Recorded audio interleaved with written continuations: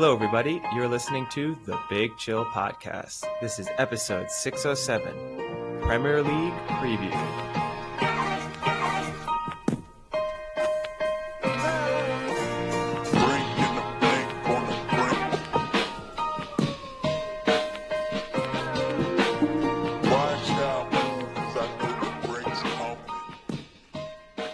Hello, Big Chillians. Welcome back to the Big Chill Podcast. I'm Frank, joined as always with Eddie. Eddie, how's it going? Yeah, things are going well.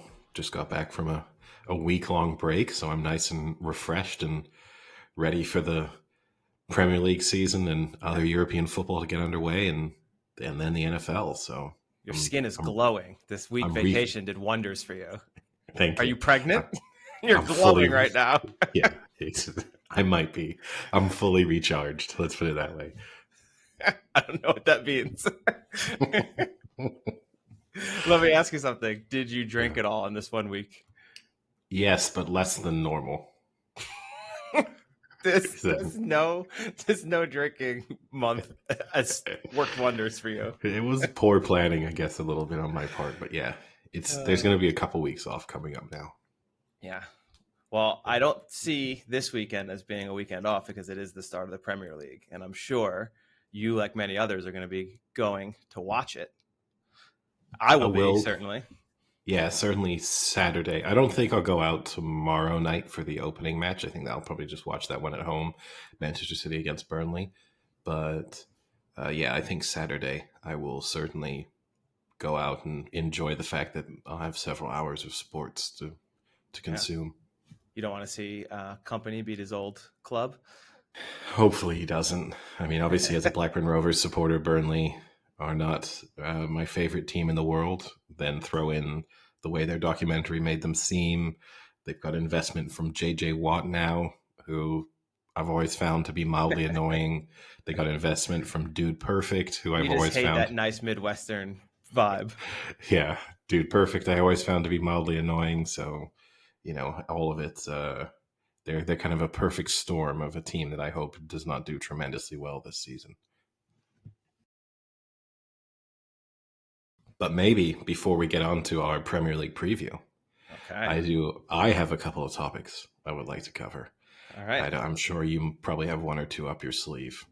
Now, normally when I come back from any kind of travel, I have a sort of nightmare travel story to share. What is it this time? Travel was pretty smooth this time around. Wow. However, on my train ride home, sort of a couple hours into the train ride, the conductor came over on the sort of intercom message system, said, there's someone on the train who would just like to say a quick word.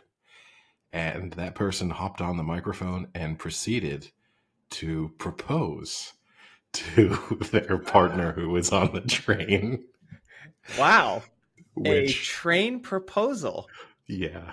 Which maybe... Now, do you have did you get any more information besides hearing the proposal? Because I have a few, one, do they work for the train company?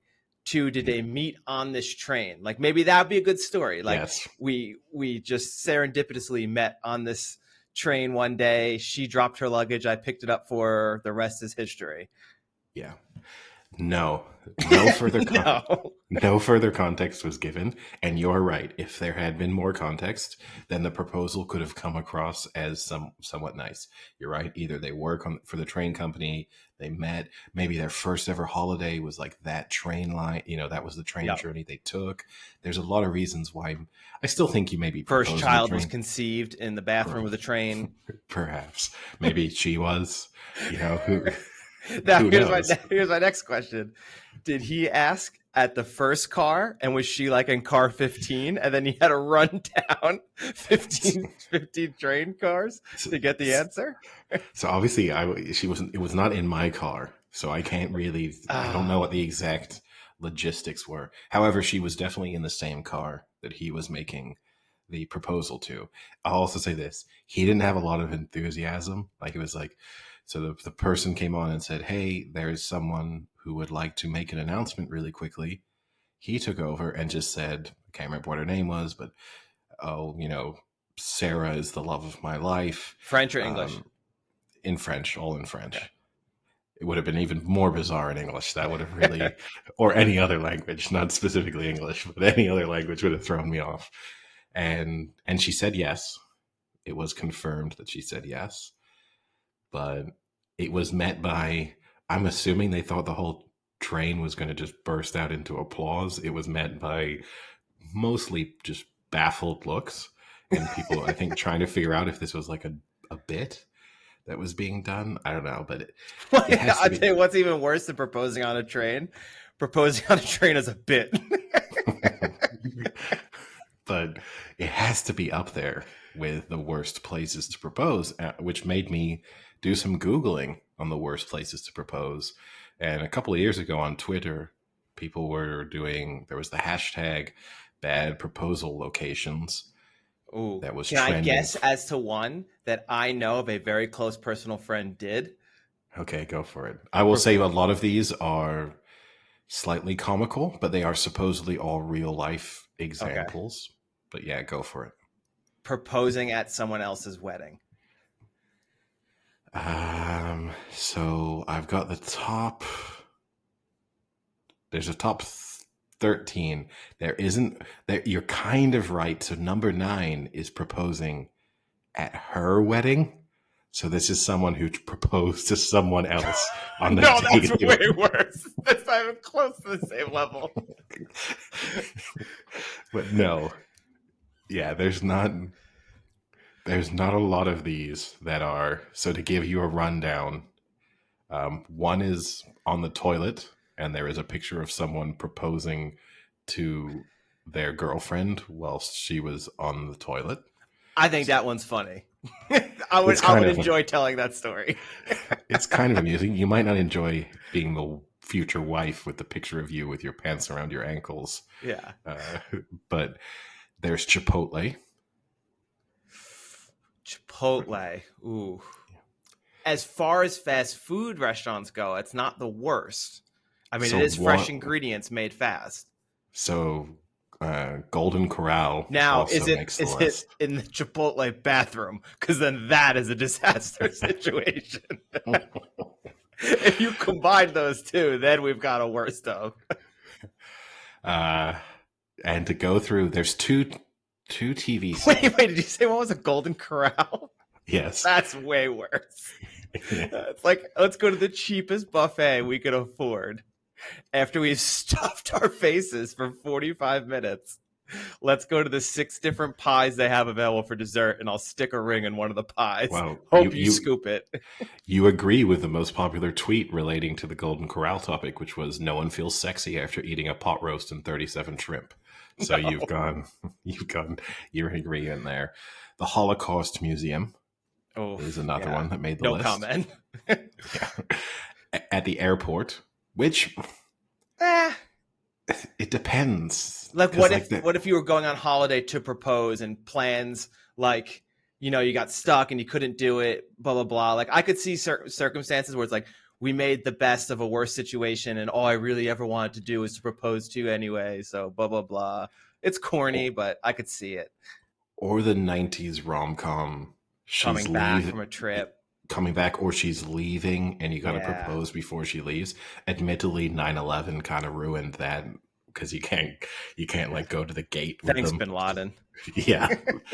The worst part of 9/11 was ruining airport proposals. But yeah, it's that one I would give hangover. I would give a slight pass to. Number 1 on the list is funeral, which that's a tough one.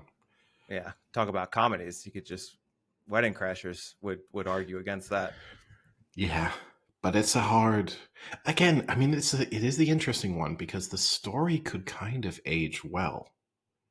Like it's an amusing how did he propose, but then you have to also do whose funeral do you propose at? Because if it's a super close family member, then that seems. No, no way at the funeral. It's like if this is like they're saying at the funeral, but it was really like that night at dinner. That's that I doesn't think count. the indication If here this is is like in the midst of a funeral, someone's yeah. like, guys, I know everyone's really sad, but let's turn those frowns upside down because I'm going to propose to the dead father's daughter. Oh yeah, try and turn, silver lining. Playbook. So yeah, there's I don't know. Most of them are pretty bad, but yeah, it definitely didn't make me jealous of how this guy went about it. I'll put it that way. It was I don't think in my life I will ever see a worse proposal scenario. But maybe someone will outdo it. I'm not a big fan Was anyway that a of the challenge? Did you just that's send a challenge out? that's a challenge to listeners. So if you can beat that, follow us on Instagram or Twitter, or I guess X now, and search for the Big Chill Podcast, and you can let us know worst proposal scenarios you've witnessed, or maybe even been part of. Maybe we've got some listeners who came up with bad ideas for proposals, or were proposed to in a bad manner. Now, what I want to see is what's the success rate of these, because I could almost argue I could argue either way. Either you're so bad at being a human that relationship's doomed if you think that's the way to propose, or you're so comfortable in your relationship that you can propose at a toilet at Chipotle and know that it's going to be a great story that's going to last you your entire relationship. The train, it's an interesting move, right? Almost impossible to say no to. Because A, it throws in the public element. So you're already feeling like there's the public pressure. Yeah. And B, there was another 2 hours of the train ride left to go. So you can say no because you got no way to I wonder escape. if they consummated it right after that.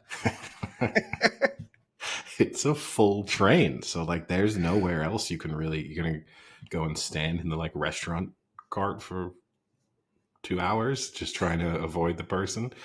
So in that sense, I mean, I think that would be the tough thing. It's always what I think about like the sports stadium proposal.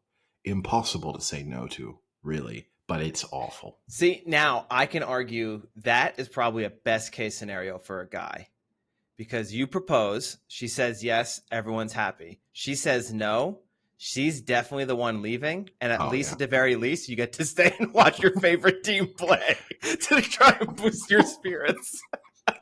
And also, and then you've got everyone around you being like, sympathetic. F her, screw her, man. You're better off without her. Go Cowboys. Yeah, no, you're getting some sympathy. Because it's the interesting thing, right? When you watch someone propose to someone else, everyone wants them to say yes. We know nothing about these people or their relationship, but it's just full on say yes, say yes. Like it could be just the worst relationship ever. It could not even be a relationship. It could be almost a stranger proposing to someone else, but still the crowd is willing it to be an acceptance. Now on my other topics, I know you hate the Live Golf Tour. And this is Live Golf adjacent. Okay. Is this the Phil Mickelson revelation? It is the Phil Mickelson revelation. So that I have on my list as well, Eddie. Okay. Happy to chat about a guy who's gambling $1 billion. So this is Billy Walters, professional gambler, a one-time friend of Phil Mickelson. Arguably the most successful gambler in history. Professional Although gambler, I think he says that, so I don't know how much you could take that. But Phil Mickelson's next book might say otherwise based on this. But so they met at a Pro-Am in 2006, became fast friends, bonded over the fact that they both liked sports, both liked gambling, and from then formed a partnership which lasted about 5 years, which was on the basis that Phil Mickelson was able to provide the online offshore betting accounts necessary to put really large bets on because he had a history of placing large bets and mostly losing. So he was able to get bets on for Billy Walters that otherwise Billy Walters would not have been able to get on. And for 5 years, this went on. Eventually, all of this friendship ended in kind of disaster because Billy Walters went to prison for insider trading. Whoops. And yeah, and accuses Phil Mickelson of lying in his discussions with the FBI, and basically says that Phil Mickelson could have kept him out of prison, which had a very sad element to it because whilst he was in prison, his daughter committed suicide. So it's easy to say that Bill Walters not Phil Mickelson's biggest fan anymore, but at one moment in time they were friends and they gambled a lot together, and he kept close track of Phil Mickelson's gambling, and also has a couple of other friends who kept very close track of Phil Mickelson's gambling. And he has broken that down in his upcoming book, which is not exclusively about Phil Mickelson, but a couple of chapters are dedicated to them. And so the big revelations, you touched on it, he estimates that over 30 years, Phil Mickelson will have wagered about $1 billion. Yep. That to me... Go ahead. I have the specifics. He said from 2010 to 2014, he made 858 bets of over 220,000. So almost. No, he made, it's more precise. On 858 occasions, he bet exactly 220,000. Exactly 220,000. And then 1,115 bets of 110,000. Yes. In that 4-year period.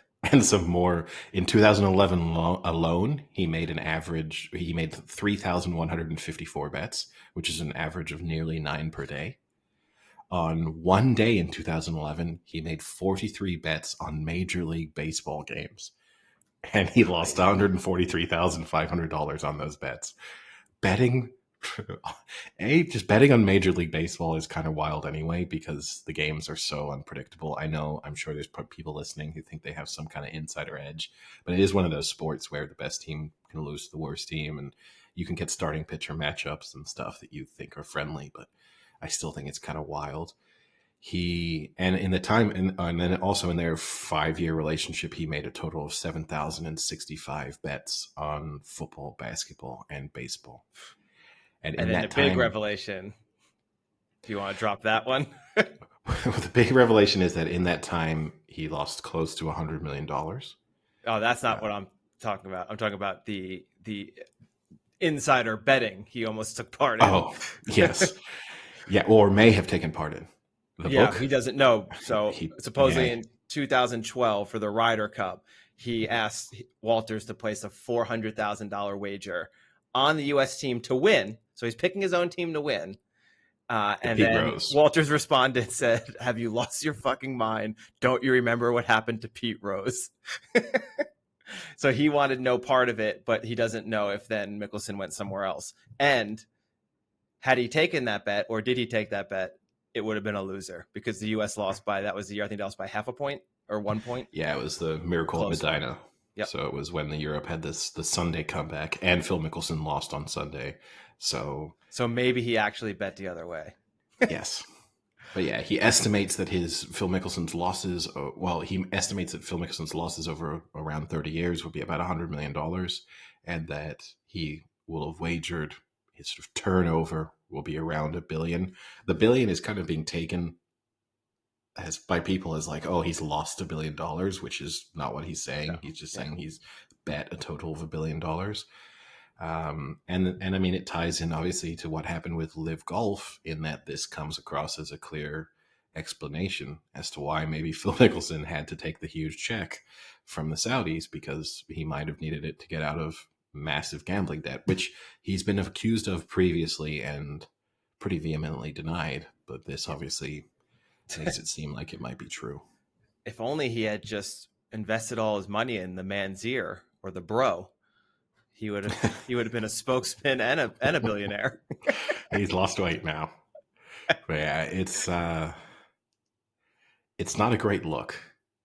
And it also comes fresh on the heels of even footage from last week's Live Golf event, where he and Bryson DeChambeau were playing in the practice round, and he was saying, like, let's bet $2,000 on the practice round to Bryson DeChambeau, which, I mean, for them is nothing, but it still shows you that he's probably still at it.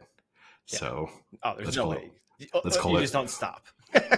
Someone who's turned over $1 billion doesn't just stop one day. especially not when 300 million recently hit your bank account. Yeah, That's, you figure you could lose at least another 50 before it really starts to hurt.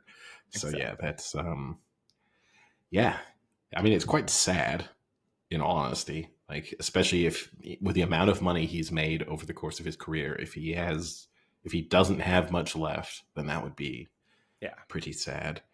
But again, this is the thing. Once you're Phil Mickelson famous, though, he can always make more money. He can just go do after dinner speaking, and people are going to pay him 10, 20, 30, $50,000 a night to go and turn up I at a mean, corporate so event. what? You lost 100 million. You have a lifetime of bad beat memories that you can Oh recite yeah, now.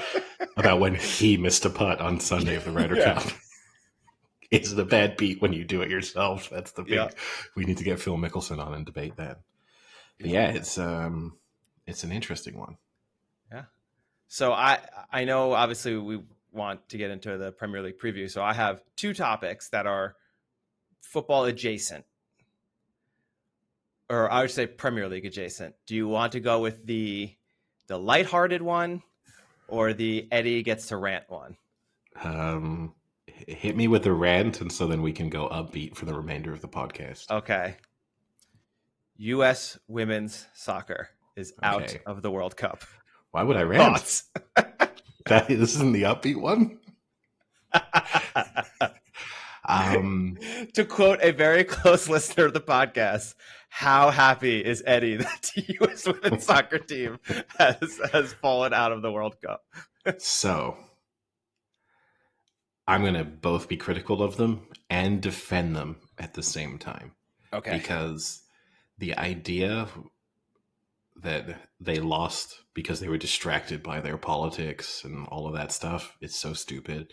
So I want to defend them in that respect.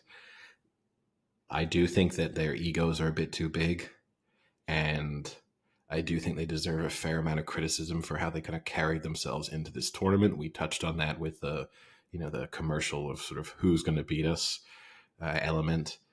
So, and I think some of their reactions, I mean, Megan Rapinoe, I think it's Rapinoe, right? I'm always unsure of how you're I supposed to always say thought her it was name. Rapinoe, but maybe it's But Rapinoe. whichever way it is,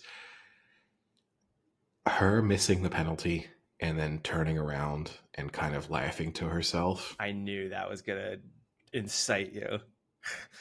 If an England men's footballer did that, I would never want him to play for England again.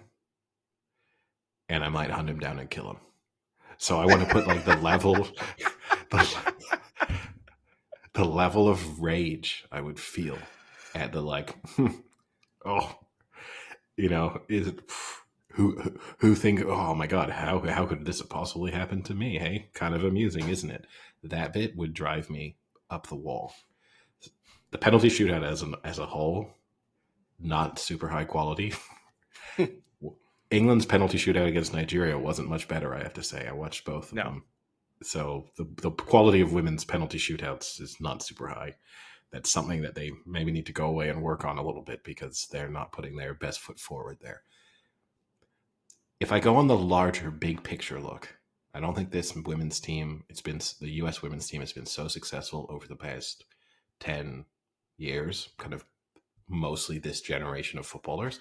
It's hard to be too critical of them for one poor tournament performance because you're not going to win every World Cup. Like even the most dominant sides don't win, every Super Bowl, every Premier League, every Champions League, whatever. You're going to slip up at some point, especially in single elimination situations. They weren't good at any point during this World Cup, so it's not as if it comes as a huge surprise that they didn't go on to win it. What I will say is this, and I'm all in favor of women getting paid equally in all scenarios. I just want to say that. I think the calls for them to be paid like Messi levels, obviously if you're not generating the kind of revenue that Messi generates, that doesn't make sense. But just in principle, obviously getting paid the same is absolutely correct. The thing that bugs me, and it's what I've been critical of them the whole time, part of their argument was always, we deserve to be paid more than the men because we're more successful. That to me is not the basis on which their argument should have been framed, because you then have this scenario, which is catastrophic failure by their own standards and reaching the same stage of a World Cup that the US men's team will reach. And then the argument kind of starts to fall apart, and it makes it easier for your opponents to now turn around and say, well, are they getting pay cuts? And that to me is the shame. So I'm not being critical of them in that respect, but I do wish they'd been sort of more sophisticated in the way they'd position themselves at times. So I don't like many of these women very much. I'm happy they've been knocked out.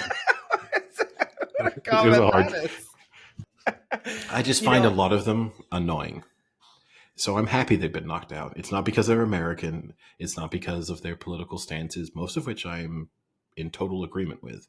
It's just I find them annoying. And I'm happy that we maybe won't have to see a lot of them again. yeah. So Carly Lloyd has been bashing the U.S. women's team for several weeks now, and I mean, in fairness, she did predict that she didn't see them going very far after they almost didn't even make it into the knockout stage, when they almost got, so they were saved basically by a post. But I don't. The part that kind of annoys me is, oh, they're just so focused on themselves and endorsements and making money and this and that. Like, every athlete is doing that. That isn't the excuse.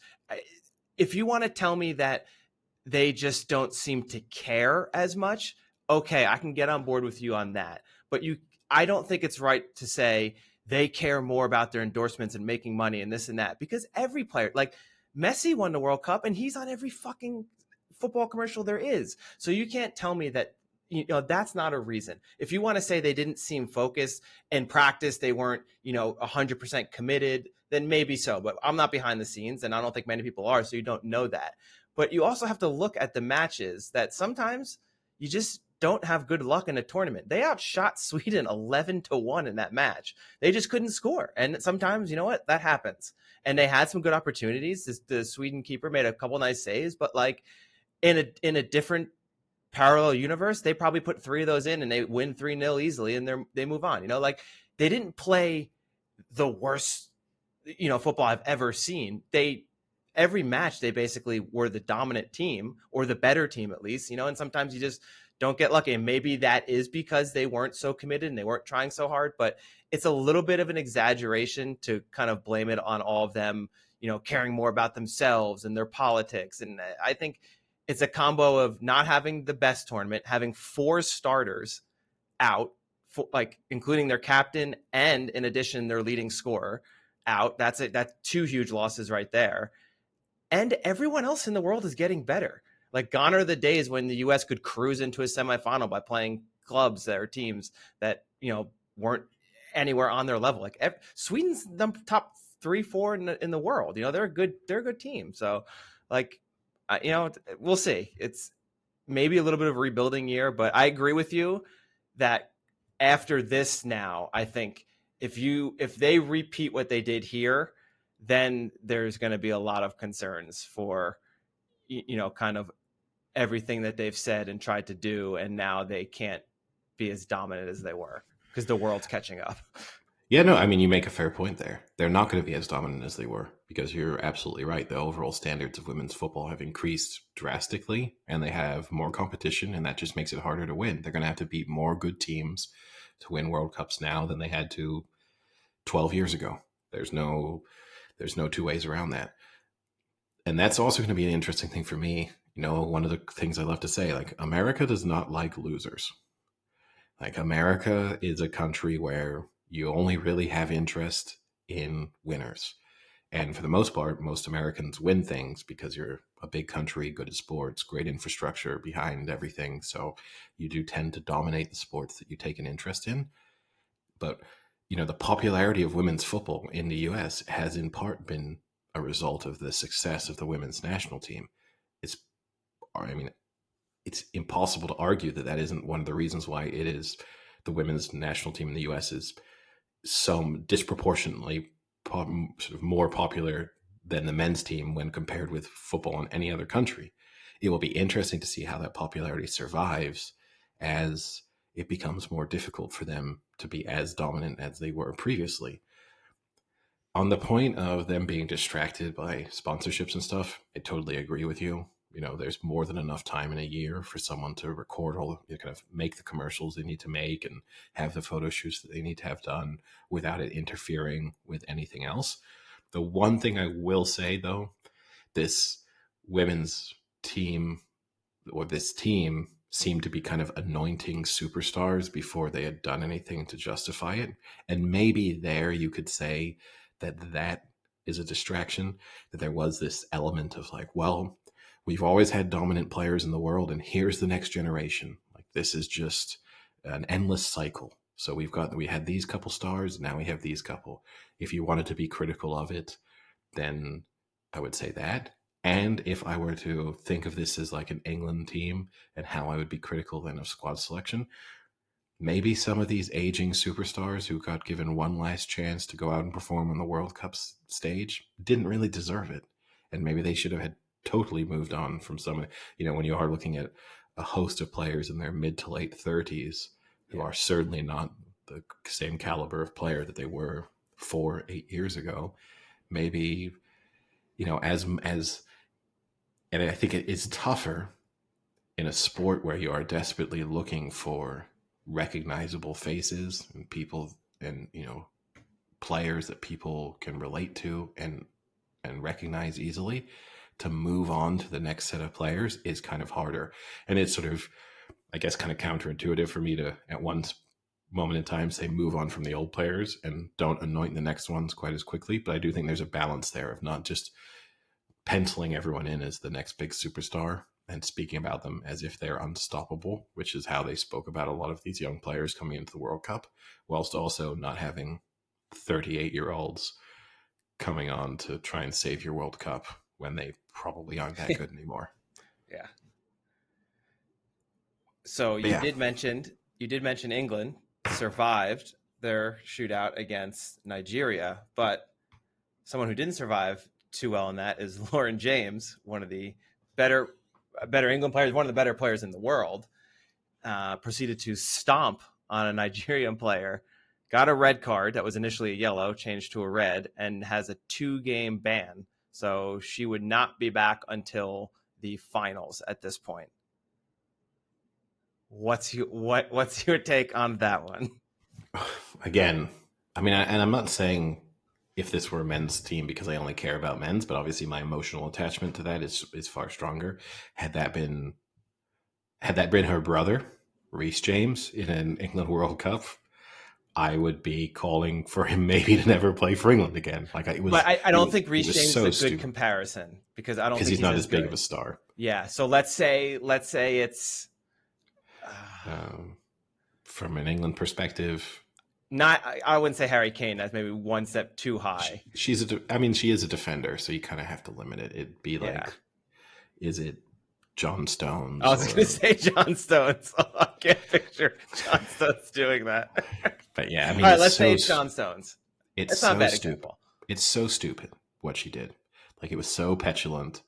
You're never going to get away with it nowadays because of the video replay. It didn't come on the back. Some people have been comparing it to David Beckham in the 98 World Cup with Diego Simeone. Like, that was a match where the Argentinians were just spending the whole time getting under their skin, cheap little fouls. Diego Simeone kind of pushes David Beckham's head down on the ground, and then Beckham flicks his leg out. Also stupid, but I can see how in the moment you can kind of lose your head for a second and let that happen. This is just, I don't really know why she's done it at all. Like, it's impossible to defend it even for a second. So it's really, really stupid. Obviously, she's such an important part of the team that when she becomes available again, she'll be right back into the starting lineup. There's no... Would you put her in the finals? Yeah, you have to. If you're the manager, do you put her in? Yeah, you have to. You just, I mean, there's just... Otherwise, you're, kind of cutting your nose off to spite your face at a certain point. Unless the person who comes in and fills in for her does such a fantastic job that you'd have to say, well, we can't change a winning formula. But assuming then, and that's tough to do, again, when you're talking about a defender, it's hard to say how good of a performance would you have to put in the quarterfinal and the semifinal to justify leaving out one of your best players. An attacking player is kind of easier. Like if you're a forward and someone else comes in and scores 5 goals in 2 games, well, then you might have to be left out. But in this scenario, I can't really see how she doesn't play if England make the final, which is a big if, because they're also missing key players, now one more, and they haven't looked that great either. So, I mean, it's a super open Women's World Cup, but we'll see who wins. What's the next sort of football topic that's easing us into the Premier League preview then? Well, I think on that note, we should head into the Premier League. Okay. I think we spent enough time bantering.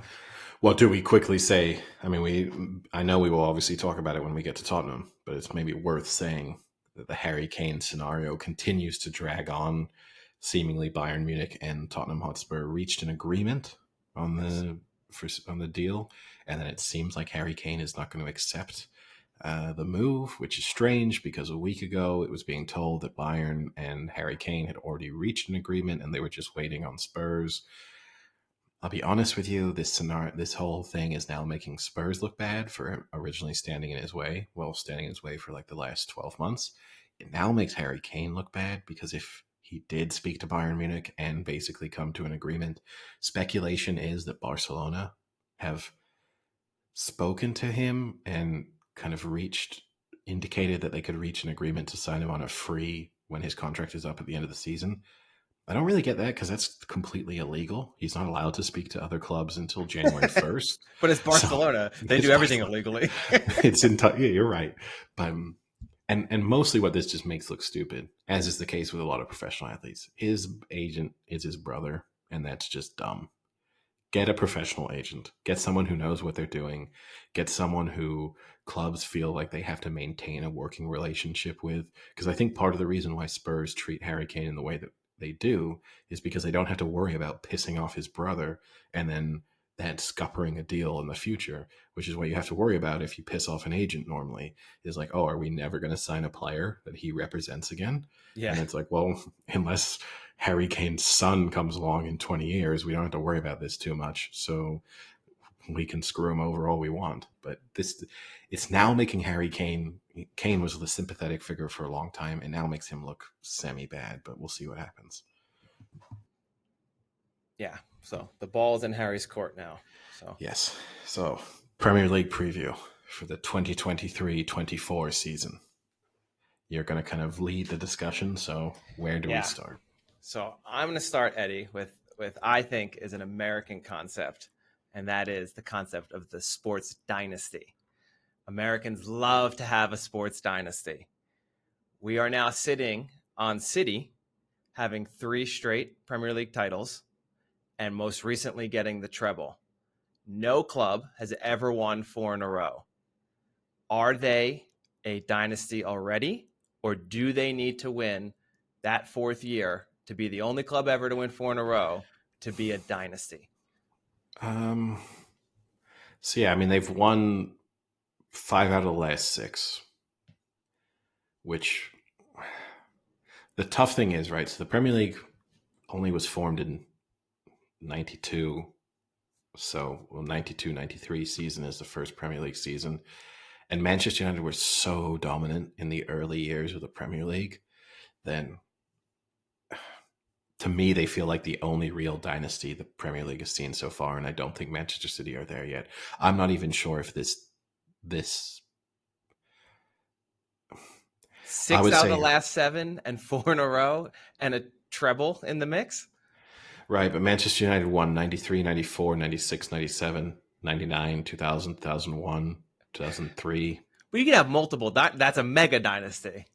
and then won again 3 times in a row, 07, 08, 09, then won in 11, then won in 13. So you basically had 20 years in which Manchester United won 2, 4, 7, 8, 11, 12. They won 13 of 20. Yeah. And so that's it's like hard 2 dynasties in one. It is. I mean, it was different iterations of their teams, which is also the hard thing with this City thing, right? Because the Manchester City team now is very different from the Manchester City team in, say, 2018. Yeah. So it's like, is it a dynasty? Like, it's even different from the team in 2021. I'll say no. I'll Okay. say they become. I say if they win, I'll say a weird thing. I think they can become a like European football dynasty if they win the Premier League and the Champions League this season, Okay.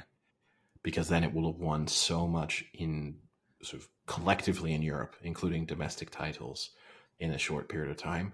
But I think in the Premier League season, they need a couple more years of. They need to win 2 out of the next 3, let's say, to kind of enter full dynasty status. Okay. Now, give me your rapid fire answer because I think I know what it's going to be. Does City win this year? Yes. Okay. Good. Next question. What would prevent them from winning? What would need to happen? I don't know, World War III. You can say something like that. It's pretty hard to imagine. I mean, because they can survive. It's not going to be one injury, right? Like, I don't know Kevin De Bruyne being injured, like if he was injured the whole season. But to win the Premier League, they just have such strength and depth. I really can't see in anything in the kind of realistic world of scenarios. Obviously, if you tell me 5 key players get in sort of season-ending injuries in the first 2 or 3 months, which I guess is possible, but seems unlikely. I guess like a serious injury to Haaland. I mean, they obviously won the Premier League without him, but that would, and Alvarez has done well when he's played for them, but it forces them to completely change their system now. So a serious injury to Haaland early on would maybe make me think twice, but I still, yeah, I think it would take at least 3 players getting season-ending injuries early on, and that's possible, but it would be tremendously bad luck. Okay. You mentioned Haaland. No. Does he? No, he doesn't score more goals this year than he scored last year, if that's your That's question. the answer already? No, it's no.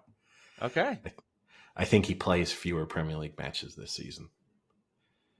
So Because he already has the title and now it's just preserving the dynasty. has the record. They can manage him. I don't think they'll be, last year they were behind for such a large portion of the season. I expect them to be in front. So I just think you can then strategically.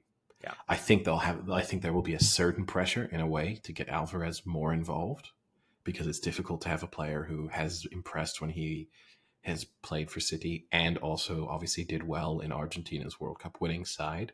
So if it's someone they want to keep, then you probably need to show that he's playing a bigger part in the team. And yes, they can have him on the pitch at the same time as Haaland, but it's a bit more difficult for them to do without becoming overly attacking. So I think you'll see Alvarez get more playing time and Haaland play slightly less. Yeah. And so some of the rebuttals I've heard are, now that teams have seen him play and played against him for a year, they will be better able to match up against him. The counter argument being he's still basically a child and is getting better every year. That, yeah, maybe you could stop last year's Erling Haaland, but this year he's even better or stronger or slightly faster.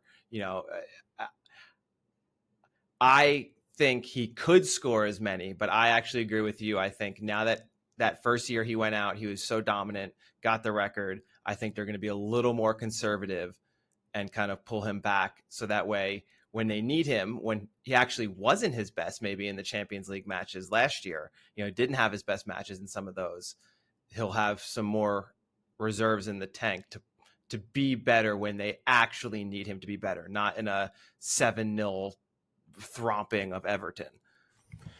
Yeah, no, that's fair. It will also be interesting, right? Guardiola is very committed to making players better. We've seen it with a host of players during his time at City. I mean, also at Bayern and Barcelona. It will be interesting to see if now there's a heavy focus on getting Haaland just more involved in play.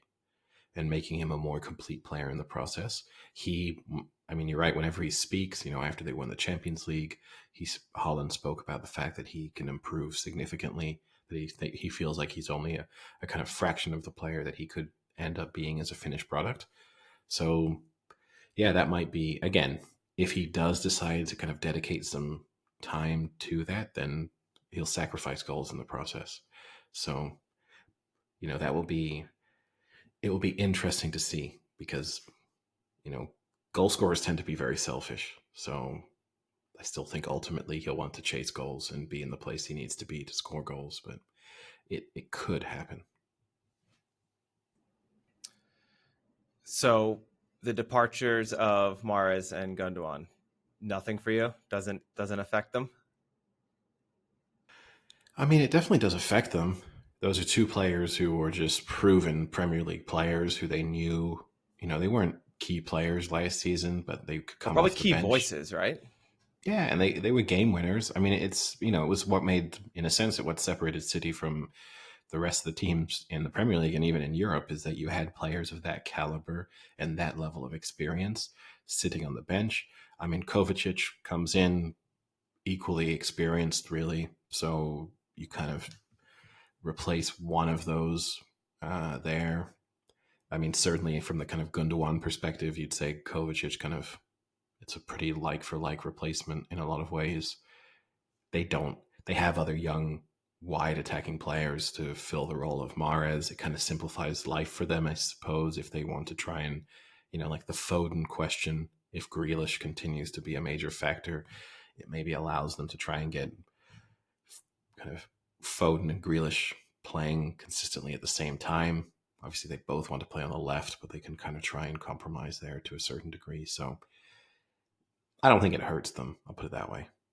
But for sure, if they slip up in the first couple of games, as City are often prone to do, you will get the kind of talking head reaction of, wouldn't they have loved to have Gundogan or Mahrez coming off the bench? Yeah. So City to win the league. Let's go top four, and then we'll go into each team in a little more depth. Yeah, so I'm going to stick with my bold prediction I made towards the end of the last season. I have Arsenal missing the top four. So okay. That's the kind of major talking point, I guess, of my kind of top four predictions. So I'm going to I'm a bit torn as to who I think will finish second. I think Liverpool have a sort of bounce back season and finish second. Okay. I'll say United finish third. And I think Chelsea have the real bounce back season and finish fourth. Wow. Okay. So I have City and Liverpool second as well. But I have Arsenal cracking the top three and kind of staying up there, and then United fourth. And then I'll spoil and say I have Chelsea fifth. So the major difference is me having Arsenal third. If you remove that, it'd be the exact same order. Okay, so let's then go next to Liverpool then. What gives Liverpool this bounce back? Is it the new signings? McAllister and the Hungarian? I don't. It's Shabashly or however you're supposed to pronounce it. Or something like that. Shabashly, something like that. Yeah. Dominic. Let's just call him Dom. Yeah. DS. Definitely strengthens the midfield, which has been a concern. Signings. Yeah, they're both good signings. Then kind of look at who they lost. Jordan Henderson, who they needed to get rid of anyway because he was just aging. Firmino, who popular figure. I mean, they lost three really popular figures, right? Yes. Jordan Henderson, Roberto Firmino, and James Milner. Yeah. I don't think any of them are going to be overly missed just because as important as they were to Liverpool at different moments in time, they were simply too old. Yeah, I think they're more missed in the fact that they represent kind of almost like a transition here for Liverpool. You know, maybe you could even argue that was last year and now it's finishing this year, this transition to try and turn things over. But those are three names that, for the last 5 years, you always associated with Liverpool. Yeah, I mean, the one they'll really miss, Leighton Clarkson. He had a super impressive loan spell at Blackburn, so I'm sure he. But no, yeah, I think they've, I think those are two very good additions to their first 11. That's two players who will make them a better team. I don't think they really lost anyone significant from that first 11 in the process, so they are stronger. Their best 11 are stronger, is stronger than they were last season, And and also healthier than last season, right? I mean, they had a lot of injuries last year, and that yeah, did last not season help. was just a nightmare season for them, and they found their feet in the final, 4 months, and I think they showed to a certain, sort of what they are capable of still, and yeah, I think they'll continue the form that they showed in those final, in the sort of second half post World Cup part of the season, and yeah, I think they'll be. I don't think they're gonna. I don't think it's gonna be like the City Liverpool title races of a couple of years ago. I don't think it will be neck and neck until the final few weeks. But yeah, I think they'll close the gap on City compared to their own gap, obviously, and I think they finish second. Yeah. So, question I had for Liverpool for you is, we have a common friend who knows Trent on a first name basis, and towards the end of the year, Jurgen Klopp started to play Trent a little more into that midfield area and kind of playing more forward. How best do you utilize him? Because he is a extremely athletic player and should be at times way better than he looks out there. What do you think is the It's best t- approach? it's tough because he can't really defend, and that became obvious over the last 18 months. And he is a constant weak point for them when played at right back, and even if he's played in a wing back situation as a kind of five at the back, he's just a liability. So pushing him further forward, getting him involved in the midfield makes sense. That's a difficult transition to make. It's not like he's an 18-year-old having to kind of go into. He's a experienced international Premier League footballer at this time, so complete change in position and responsibility, not easy, and to do it at the very highest level. It would be impressive if he really was a huge success there, but I think it's the smart move. He's such just from set pieces, his delivery is so good that you kind of want him to be on the pitch, but also just his ability to create chances with the passes and the vision he has. He's too good to leave out. And at club level, you have that flexibility that, like, for England, it's too much of a challenge to kind of try and rework your system to get him involved. At club level, you have the ability to do that, and yeah, I think it's pushing him into midfield makes sense, but it will be interesting to see how long, if things start to go wrong for him in midfield, how long would it be until they just revert to put him at right back and just cross our fingers when someone's attacking down the left. And the last for Liverpool, Darwin Nunez, now sporting the number 9 this year, had 9 goals last year in the Premier League. What kind of season do you expect? Is he a dark horse to have a much improved 15 goal season, let's say? I think he hits 15 to 20 goals. So yeah, I think he's going to be, he showed glimpses of real talent. So I think especially the key for forwards is you got to get off to a good start. You have to build confidence in those first couple of weeks. If he scores, if 3 weeks into the season he has 3 goals, then it's going to be really easy for him because you're always going to have a kind of down period, whether that's only, if you're Haaland, that's like 2 games without scoring. But if you're a normal player, that might be 5, 6, 7 matches without scoring a goal. And to be able to ride those out, you need to be able to remember, well, I did score 4 in a row at the beginning of the season. So yeah, it's key to him to get off to a good start, to also just not have too much pressure on him. But I think he has a good year. The tough thing too for him, I mean, Salah takes penalties, right? Yeah. So he's missing out on those easy goals. It's always one of those things you have to factor in when people are critical of forwards that don't score enough goals. Like, he's missing out on 6, 7 goals a season just by not being the penalty taker. And that makes a difference at the end of the season. Like, if you say he scored 9 last year, if he'd taken all of Liverpool's penalties, he probably ends up on 14, 15. And then the season looks way better. People will be like, oh, you know what? 14, 15 goals in your first season in the Premier League, that's not too bad.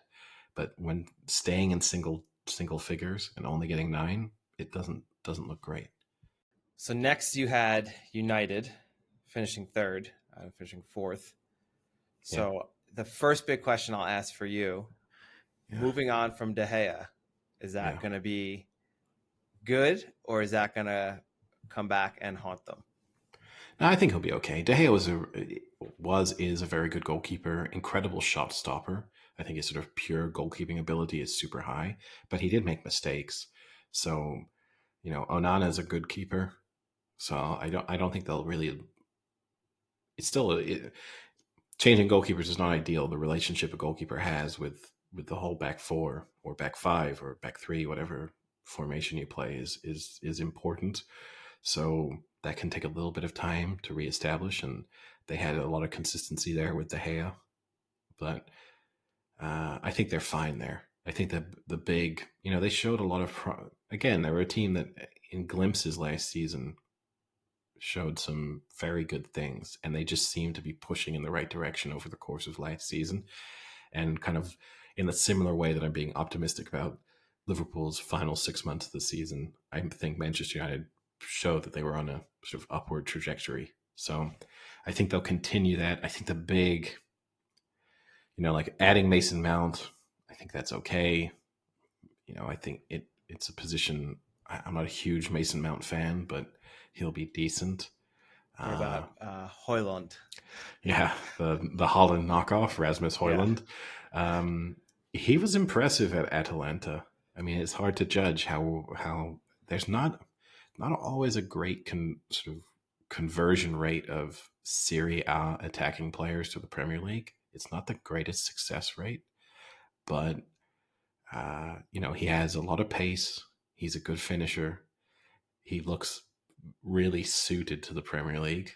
So again, I think that has to be an upgrade on, like whether that was Martial, who, they kind of didn't really have a true sort of not stereotypical center forward, but real center forward position. And he gives them that. And I guess the one thing you might say is, did they waste, in a sense, Marcus Rashford's greatest season? Like, can you expect Marcus Rashford to be as good this year as he was last year?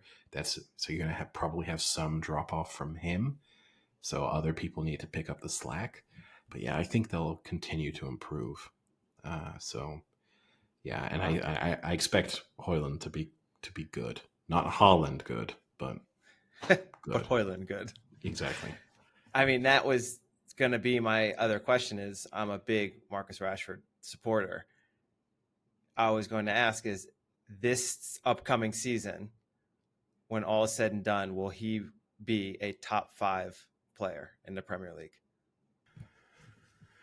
He might be already, right? But yeah, I think. But you're saying he's coming off his best season. That's what I'm saying is, will that, is his best season last year actually his normal season moving forward? Yeah, that would be that's the test. Yeah, I mean, it's such a hard one because it's weird because the position he plays, right? I'm saying, would he definitely be a top 5 player in the Premier League? And I want to say yes, but then I say, is he absolutely guaranteed to start for England? And then I might say no, and it doesn't make sense for a top 5 player in the Premier League to me not absolutely guaranteed to be starting for England. So, but I think yes. I think he might not be, in terms of goal scoring, he might not be quite as good as he was last season, because there was a time there where kind of almost every shot he was taking was finding a way into the net. But I think he'll, in terms of standard of performance, he will be as good and will continue to get better. He's obviously learning. He seems like a player who is kind of, figuring out exactly what he needs to do in his side. So yeah, I'll say yes. Nice. I hope so. So next you have Chelsea. Now, this is the Chelsea team that averaged 1 goal per match last season. 1. their lowest average ever in Premier League and tied for their lowest average since 1923 after spending 600 million in transfer fees. Yeah. They put up 1 goal per match. Then you take that team and you eliminate basically 3/4 of the squad. Havertz, Mount, Kovacic, Loftus-Cheek, Pulisic, Conte, gone, all gone. Yeah. Koulibaly, gone. Yeah. You bring in, who did they bring in? They got Nicholas Jackson, who we'll talk about that a little bit later, but in preseason has been looking very, very good. And Nkunku from Leipzig, who's now injured for at least 3 months, but a good player. A good player. They also brought in Axel Disasi from Monaco, central defender. Robert Sanchez from Brighton. So they made some good signings, I would say. But yeah, there's. Are you attributing this to the manager? There's a definite managerial bump. I mean, the real question. I mean, you're right. They sold so many players this summer, or released. Can you walk better after you amputate both of your legs? That's kind of the question Chelsea are asking themselves. They need to be, I think, 37 points better if the league finished in exactly the same way in order for them to be finish in 4th position, as I'm projecting. So that's a pretty significant improvement. But yeah, I think you have a better manager in charge. I think not having quite so many players helps. Like, they spoke about the fact they had to have a second dressing room for training because there were too many players. So having clearer idea of what the squad is, who's going to play, how involved they're going to be, I think that will make them better. And again, similar to Liverpool in some respects, last season was just a little bit of a nightmare season. And I don't think things can go that badly for you 2 seasons in a row. So I'm expecting... Liverpool finished 5th still. Chelsea finished 12th. Their worst finish in 28 years. Yeah, they also appointed Frank Lampard for a brief period of time. So not having Frank Lampard manage you in a season is probably worth 20 points alone. So, now they just need to make up another 17. I think they'll I wouldn't be betting my life on it. If Phil Mickelson's listening, I don't think he should be going out and betting $100 million on it. But yeah, I mean, this is my bold prediction, right? The bold prediction is putting Arsenal out of the top 4 and Chelsea into it. That's the boldest prediction I'm going to make for the Premier League this season. I mean, they paid 60 mil for Nkunku, but I think that's a big loss. He's going to be out for, I think they said, about 12 weeks. That's a long spell for like your main signing to be out as you come in. So that's just very unfortunate right off the bat. That's not how you want to start the season for Chelsea. No, it's not. But I think they'll be okay. But let's wait and see. Yeah. So I mentioned Nicholas Jackson, who has stepped up in this preseason and has looked really good. How much do you think these preseason matches can translate? Almost not at all. Going back for a goal scoring perspective, it goes to the confidence thing. And these are still, these are these kind of preseason tours where they're at least playing other Premier League teams. The teams don't really care. It's not their best 11s going out there, but it still gives you confidence. So for him to be scoring, you don't want an attacking player who's, missing chances in preseason and not scoring at all. So it gives you, again, it kind of goes back to the Darwin Núñez element. Like, he has a better chance of hitting the ground running now that he's coming into the start of the Premier League season with, you would assume, quite a lot of confidence. So it's a good sign. And probably a lot more opportunity now. So if he gets that opportunity and, like you said, does well, I think you're right. I think that could be great. So moving on from there, you then had Arsenal, right? And I had them finishing 3rd. I was tempted to place them back into 2nd. mostly on obviously their major signing, Declan Rice. Yeah. Off the bat, Eddie, is Declan Rice a game changer?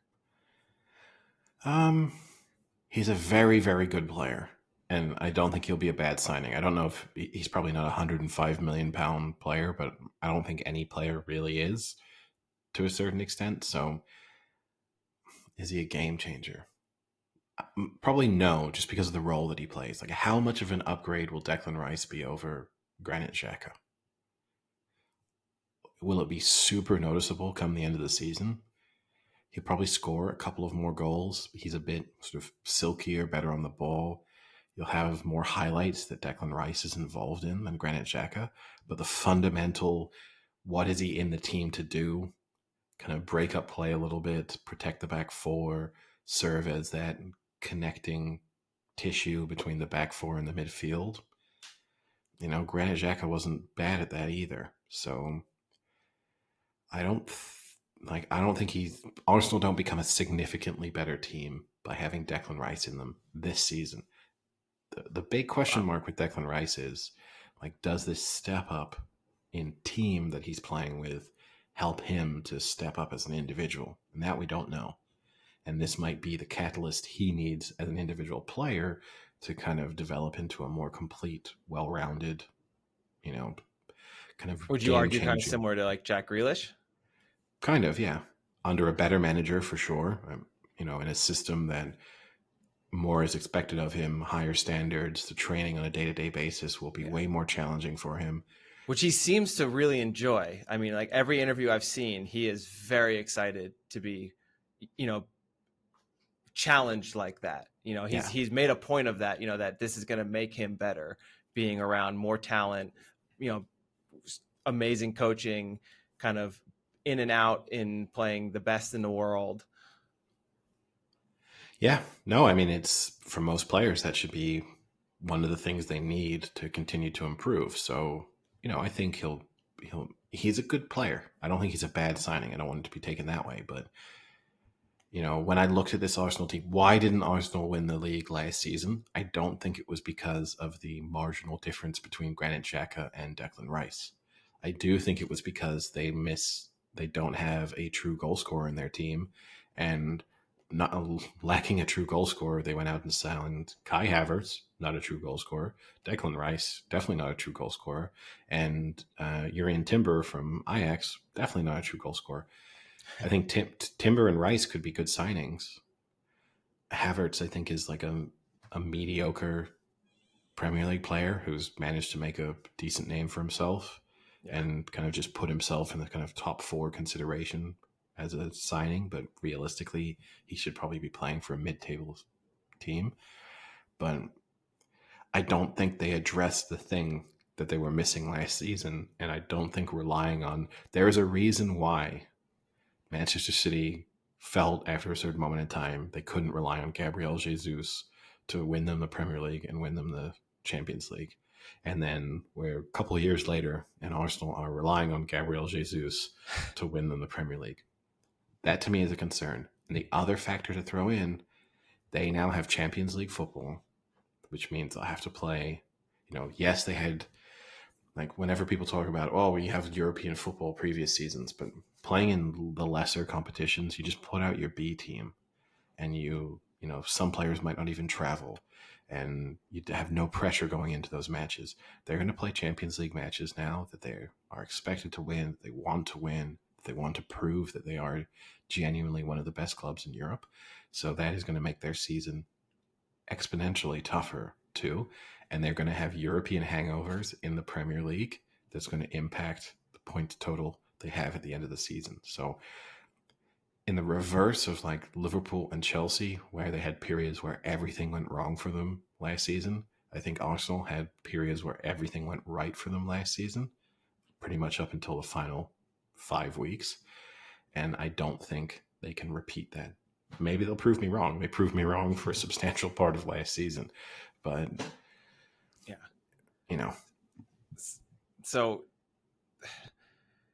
I'm kind of thinking of little bit of a Bill Barnwell who always loves to talk about teams that kind of rose above their norm and coming back down to their norm. When they win one score matches or one score games, when they shouldn't, and blah, blah, blah. So Arsenal starting 11 maintained an 87% consistency last year. That was by far and away the best in the Premier League.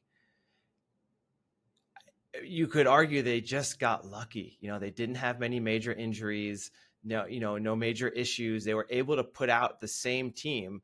And I think with a good manager, when you have the same players out there that are good players, you can make something work. They can gel and they can form good bonds and good connections and play well. I just don't see that. Look at a team like we just talked about, Liverpool last year. They were the exact opposite. They were, crushed by injuries, and that really hurt them. And, I think it's unrealistic to think that you just are going to have a club that doesn't ever have anyone start to miss matches. So I think that's going to hurt them a little bit. I think they were boosted by the fact that they were able to put out the starting 11 almost all year. The other interesting stat I saw, Eddie, was pre-World Cup, they were allowing 0.85 expected goals per 90. Only City was better. Post-World Cup, that went to 1.3 XG per 90. So from 0.85 to 1.3, a major difference. And, maybe that was playing a little better competition because they had City, 2 matches for City, both after World Cup. So maybe it's just the City fact, who knows? But, they were definitely a little exposed after the World Cup. And that'll be interesting to see what team shows up early on this year. Do they go right back to that pre-World Cup level, or do they come back to that post-World Cup where they were a lot shakier? Yeah, and optimistic Arsenal fans post-World Cup attributed that drop-off to the Saliba injury, and saying that one central defender going out has that much of an impact on how many goals you're conceding is kind of crazy to me. And again, reveals a real issue with strength and depth. You also, that we're a podcast that loves XG, and kind of touching on that goal scoring issue that I mentioned last, Gabriel Jesus had an expected goals outcome over the course of last season of 15.2 goals. He only scored 9. And then Nketiah had an expected goals outcome of 11.4. He also scored 9. So you're going to need, either one of those sample sizes to be obviously larger when it comes to Nketiah, but also you're going to need those players to become, can they significantly improve? And then the real concern is the reverse. They then got a lot of their goals from midfield. And you had Saka, who had an expected goals outcome of 12.4, scored 15. Martinelli, 11.3 expected, scored 15. Odegaard had 10.2 expected, scored 15. And Granit Xhaka, now gone, but Declan Rice has to fill in for him. Expected goals outcome of 5.6, scored 9. So you had 4 players from midfield who got significantly more goals than you would have expected them to based on chances created. And then you have forwards who are probably not as lethal as the rest of the top 4, or certainly probably won't be.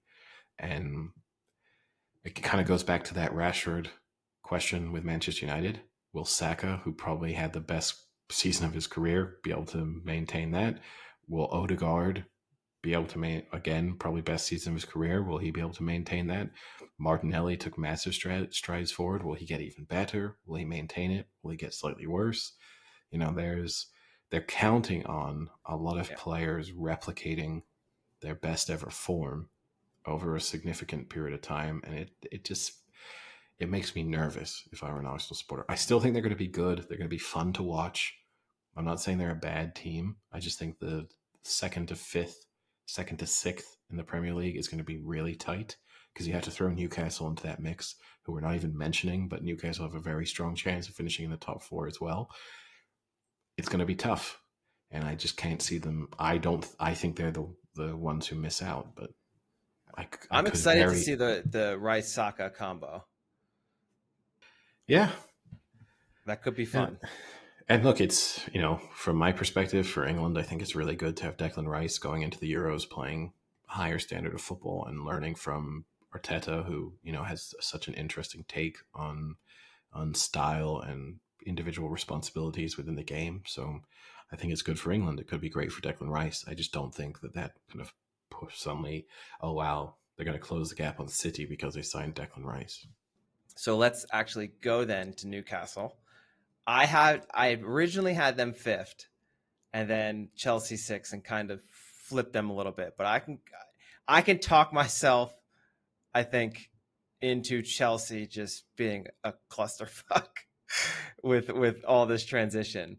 But my worry with Newcastle is we've talked, almost all of last year that, this could be a club that is in the mix every year now because of the financial, let's say, hope they have and abilities they have, right?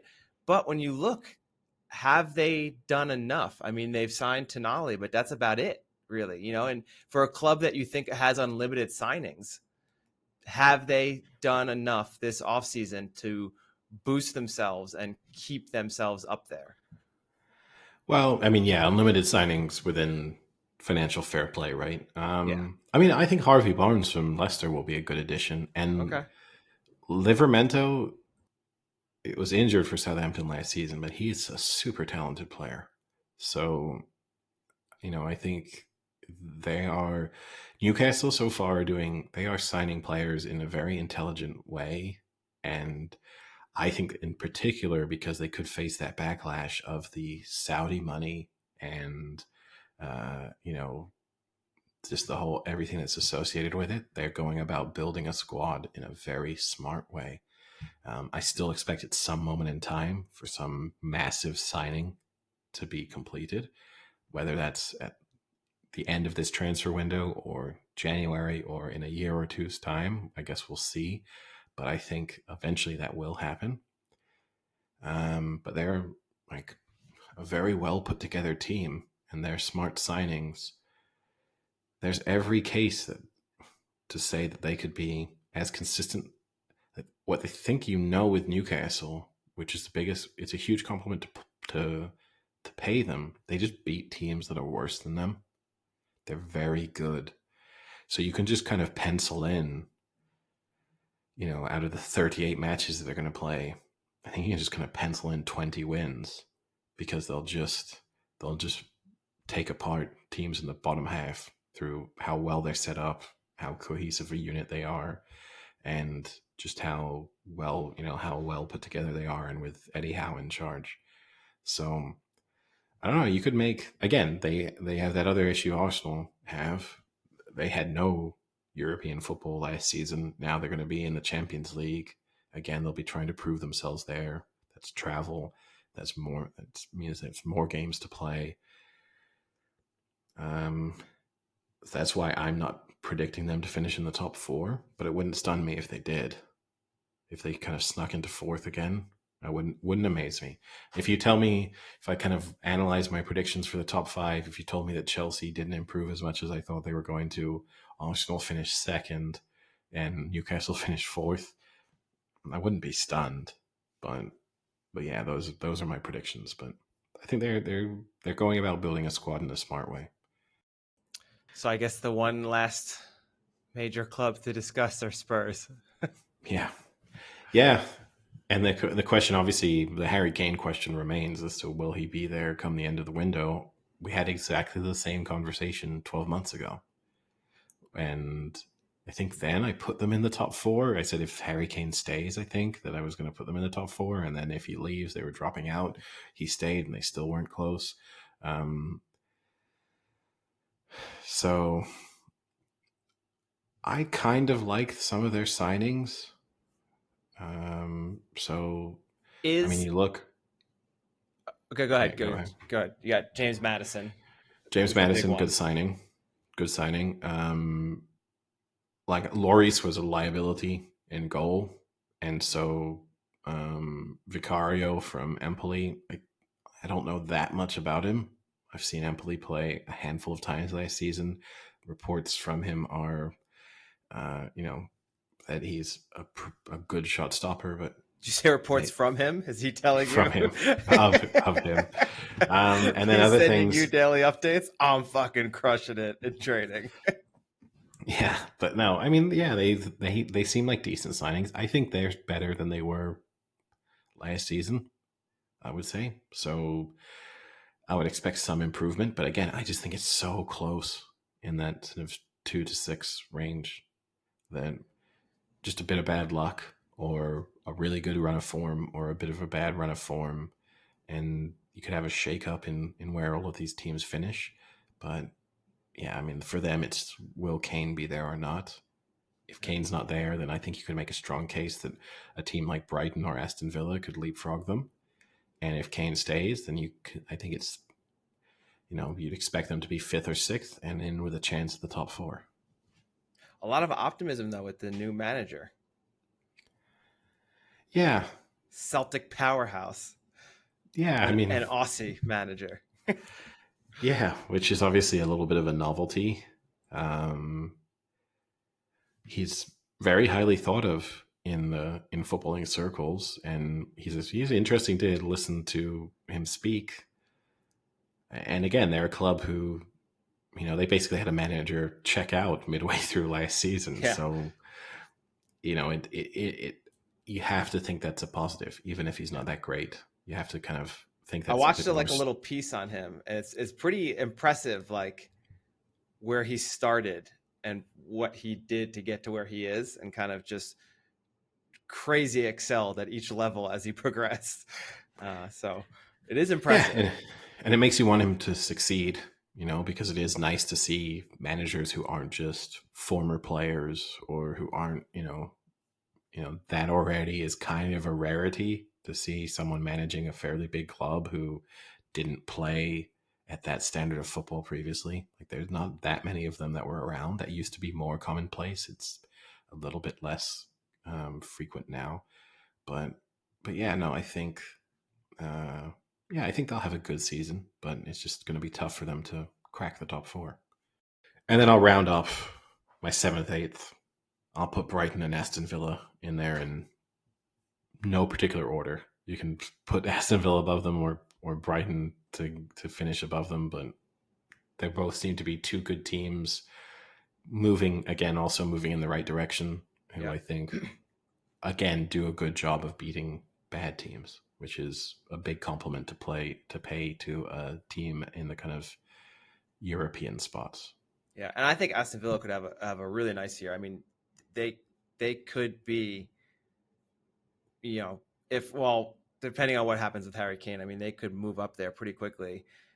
Lost just twice over the final 3 months of the season. It's pretty impressive. And they're a very popular, the super dark horse Champions League prediction. A number of people are throwing their name. Good signings, didn't lose much. Ring. I think they could have a really nice year.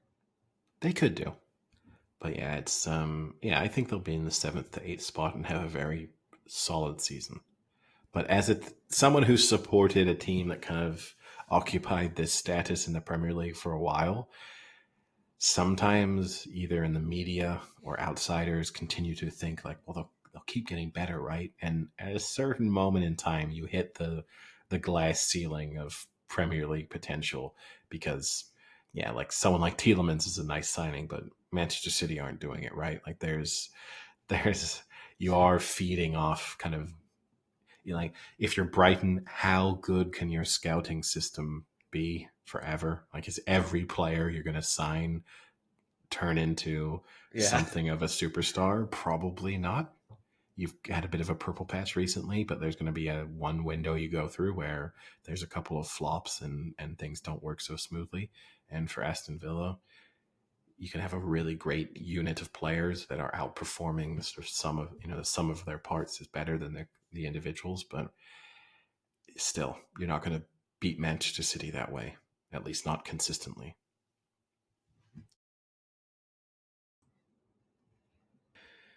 And should we then do bottom 3? You want to just do bottom 3? Okay. So I have a few questions then for that.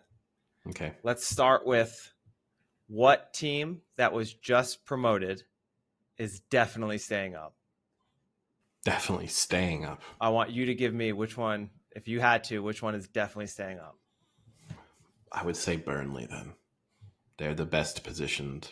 They yo-yoed, and yo-yoing gives you a better chance because you have players in place who've played in the Premier League previously.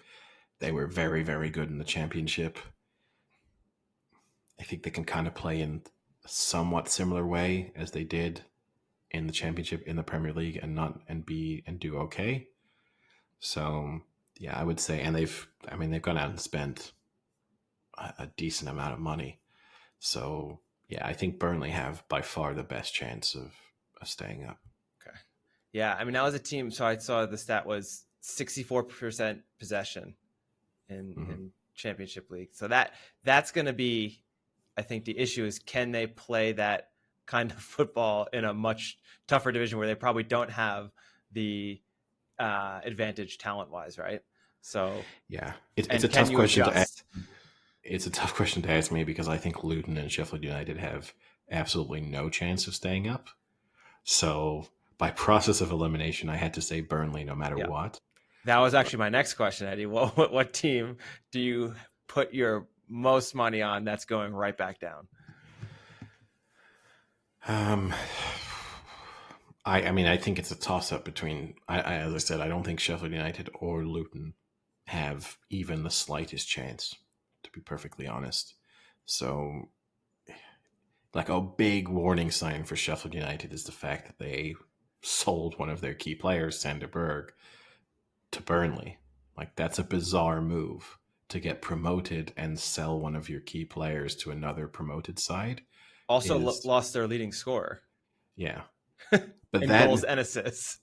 yeah, but that's a harder one, right? That was, um, you know, you kind of more difficult at times, but yeah, I don't know. I think neither of them have any chance. I kind of look, Luton.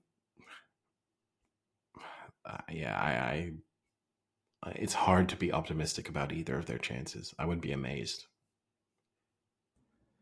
So I looked at Luton's market value for their roster, 61 million. The last team to have that low was Burnley in 2014. So you're looking at Okay. almost 10 years ago, which Yeah. obviously money has increased in the Premier League, and you're coming in with that lowest amount. That is not good. I mean, I know, all joking aside, we've been joking off podcast about this. Their only advantage might be that they're playing at a stadium that most clubs don't even want to travel to and play in, and that could work to their advantage somehow.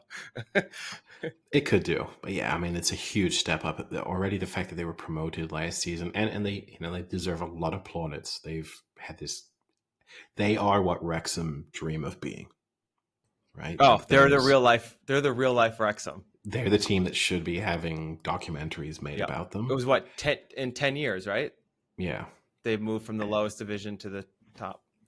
and they deserve huge credit. I didn't think they were going to get out of the championship last season, so you know, in a sense, doubt them at your own peril, I suppose, because they have shown consistency in outperforming and overperforming. But yeah, I don't really. It's tough for me to imagine how those players can compete at a Premier League level because I didn't even think some of them were really championship players. So we'll see, but Yeah. who knows? I've thought that in the past, and teams have managed to stay up. And I guess this will answer both the question of who you think your top three are, because my next question was going to be, what team do you have to bet your money on that's going down that wasn't just one of the newly promoted clubs?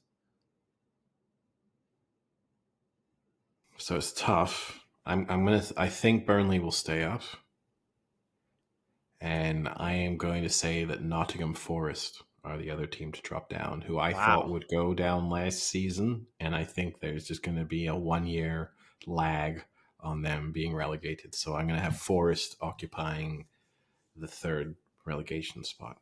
My hot take was actually going to be that they are not going to be in a relegation zone next year. purely from the fact that they signed 26 players last year. And I don't think any team can be successful in their first year putting together a squad of basically no one that's played together. So I think, now that they've had a year under their belt, they have some consistency in that lineup. I think they're going to be much improved with a full year now and not having 26 new players come in, but having signed at least a few players that can also contribute to that new roster. I think they're actually going to be, I would say, like 14th, 15th. Yeah, it's a solid case. I think 14th, 15th might be optimistic. I mean, I'll say this, the logical team, and this might be the team, I don't want to steal your thunder here. This might be the team that you're going to pick. The logical team to pick to occupy that third spot is Everton, because they were awful last season and they haven't really done much. They've signed 2 players. They haven't done anything to fix any of the problems that they had. So it's just part of me thinking that they still do have quite a lot of quality within their team and that things will get better because of it.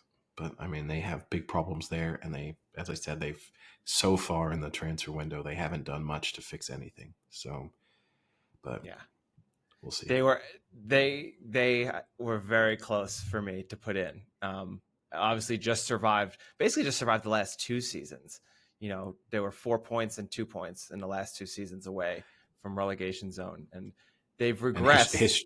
History would tell you sooner or later, yeah, the trap door opens. When you're playing with fire, it eventually goes wrong at the bottom of the Premier League. And kind of what you're saying, they've regressed 4 of their last 6 seasons, and they've have a negative 23 point regression over the past 2 seasons. So not headed in the right direction. So they're due. Yeah, they're due. I actually had Bournemouth as my last one. And I don't have a particular... The issue is, I think 12 to 17, I think, is pretty tight, and it could go any way. And, I just don't have a lot of faith in Bournemouth. I don't, they've invested in some young talent, but you never know.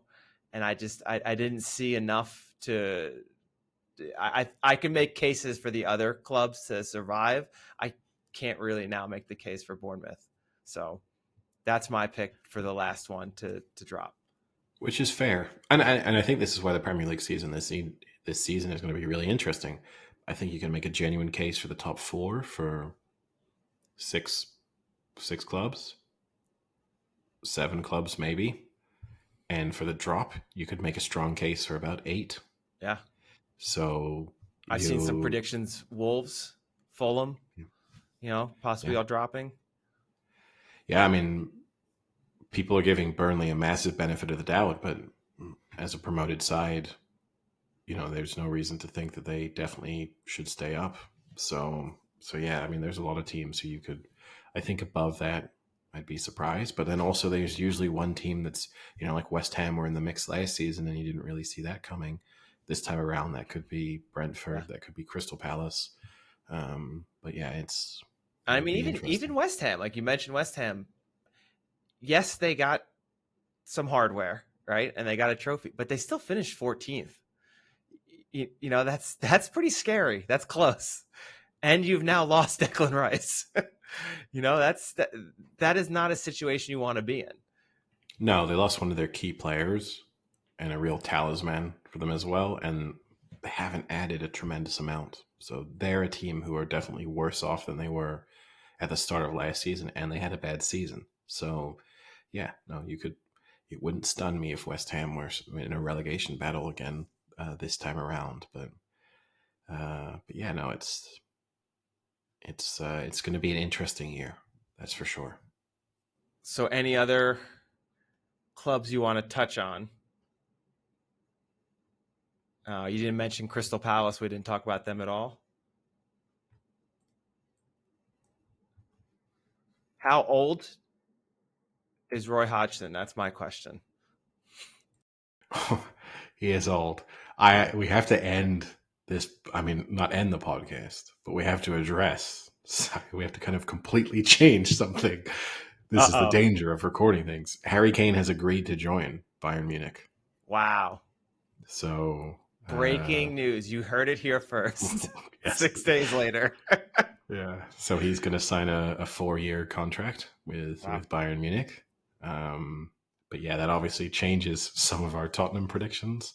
It changes the whole conversation we had about Harry Kane a little bit earlier in the podcast, but at least we're able to address the fact.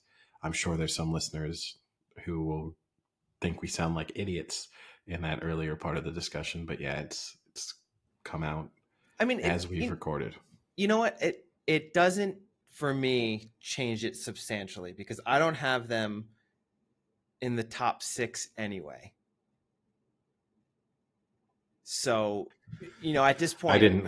At this point, if they lose Kane, they still have talent up front to score, and at that point, you're competing with Aston Villa and Brighton, right? Yeah, no, it doesn't. I guess the difference for me is the upside was there for potentially being in the top 4 with Harry Kane, and now the upside is 5th. Yeah, like there, it's. I think now it would be. Kind of I think the upside's 6th. Probably. But like if everything went really, really well, if Son really steps in to kind of take some of that responsibility, if Richarlison has a great season, maybe you could see them 5th now. But yeah, it's good for Harry Kane, I think. But it's definitely bad news for Tottenham. 76 years old, Eddie, is the answer. Yeah, well, former member of the podcast. Did he text you this as well? Is this where it came from? Because the other day he messaged me to say that Roy Hodgson is 127 days older than the Bernabeu, I think, technically in Spanish or whatever, the stadium that Real Madrid play in. So he did not, but I watched an interview recently with him and I thought, is that guy dead? I mean, yeah, he's old. He's old I mean, that's my question is, let's say you're a young football talent. Let's put you at 22 years old. Do you want to be coached by a 75-year-old human being? There's got to be a disconnect there a little bit. Well, there's a disconnect between a 22-year-old and a 44-year-old, though, right? So realistically, unless you're super young, and I mean, look, we're as young as you're gonna be to be a Premier League manager, and when I talk to 19, 20, 21-year-olds now, there's a massive disconnect. But you're their boss, so you don't need to be you're not going to go over to their house and hang out, right? So if I were a young player, I think it's more than. I think there's also disconnect. You see some most managers, I would say, are pretty active on the pitch at practices and trainings. Kind of moving around a little bit, pointing and doing sometimes. Things what is he doing? Is he just sitting there on the sidelines watching? He's not putting the cleats. He's not lacing those cleats up and running around. Well, not everyone. Sir Alex Ferguson didn't do that. There's a difference in coaching styles. Some managers or coaches want to be really highly involved in the day-to-day running of training sessions, and some just want to hand that over to coaches that they trust and allow them to take charge. So I don't know. Part of me, the age wouldn't necessarily bother me. I mean, I guess the question you'd have is, Roy Hodgson has been very successful over the course of his career, but it's not like he's hit the very highest of heights. And so that might be the thing you think as a player of, we've got an old guy and not the greatest guy. Whereas if this was, if this is Pep Guardiola, or if this is Pep Guardiola when he's 74, 75, you'd be like, awesome. I get to learn from one of the greatest managers of all time. All that knowledge he'll be able to pass on to me. And that is, Roy Hodgson has managed all over the world. super experienced, very knowledgeable, highly respected. So, Now rarely fails. I don't want to fully bash on him because I found a pretty cool fact. Since he was hired in March, Crystal Palace only allowed 84 shots the remainder of the year. Number one in the Premier League, even better than City, who allowed 92, and no one else is even under 100. So, although that's a pretty small sample size because he was hired at the end of March, but that is a pretty nice statistic to have for a club that is nowhere near the spending of those bigger clubs that are probably putting more into a defender than Crystal Palace are in their entire lineup. It's true. No. I mean, yeah, it's true.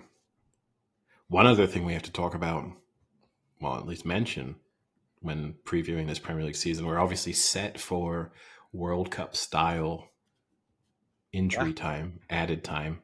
That's now been fully adopted, so it's going to be normal for 7, 8, 9, 10 minutes of added time. Mixed reviews of that. I would say we've already seen it. Yeah, we saw it in the Community Shield with Arsenal scoring very late in stoppage time, the 12th minute of added time, I think it was.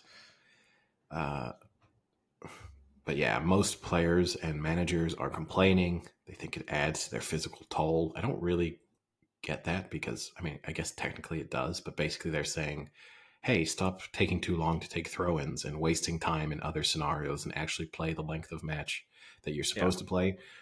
I'm going to toot the Blackburn manager's horn, maybe in more ways than one, and say I loved his reaction to it. Blackburn had, I think, 9 minutes of added time at the end of their first match of the season. He said it's great. It's what they owe the fans, that people pay money to turn up and watch football and that they deserve to watch football and not people standing around doing nothing. I think that's the right mindset. But it's definitely going to cause some controversy, right? Because fans, even though it is the correct decision on that, how many months, like the World Cup, we had to go through it, the full World Cup. Oh my God, how are there 10 minutes of time? Like, why is this? Or it's such added? BS. They scored in the 9th minute. Yes. Like, yes, but they added 10. So they were right. And they scored before the time ran out. How long into the Premier League season will this stop being a talking point? That's the real question. Oh, it'll be the whole year. I think it'll be the whole year. Think? Because there will be key matches late in the season that will be decided by a 11th minute goal. Okay. 11 minute of stoppage time. Yeah, you're probably not wrong. And it'll mean more then. So I guess, we at least spoke of every team except, I don't know if you mentioned Brentford. I said okay. I kind of threw their name in as maybe could get dragged into a relegation race. I don't think so, but I threw their name in. So my question to you was, how much does the Phil Mickelson issue of Brentford with Tony being suspended for half the season, right? How much is that going to affect them? Yeah, probably significantly. I mean, he's one of their best players. He's real quality. He's a true goal scorer. And that's going to be, almost impossible to replace. And a topic we didn't really even mention on the podcast, actually. No. Yeah, because it always fell in moments where there were sort of bigger things to discuss, I suppose. I mean, look, they came out, they signed Romeo Beckham this summer. I guess that so we can stop thinking about them, David Beckham's going to turn up to some matches, and that's going to distract everyone, even if they're relegated. Maybe even he'll bring Messi, and that will really distract everyone. But yeah. Wait. Beckham's going to bring Messi to watch his son?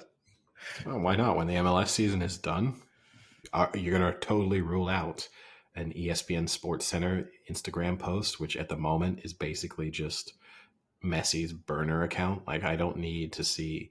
I mean, ESPN are just losing their minds over absolutely everything Messi does. Oh my God, Messi's tying his shoes, and they have to post about that on Instagram. Are we ruling out that, like, in January when the MLS is done, Messi takes a trip to London and David Beckham and Messi are sitting next to each other at a Brentford match watching a Premier League game, it wouldn't stun me. Yeah. And so the Tony suspension was, I think, in around March. So it's been a while. But Yeah.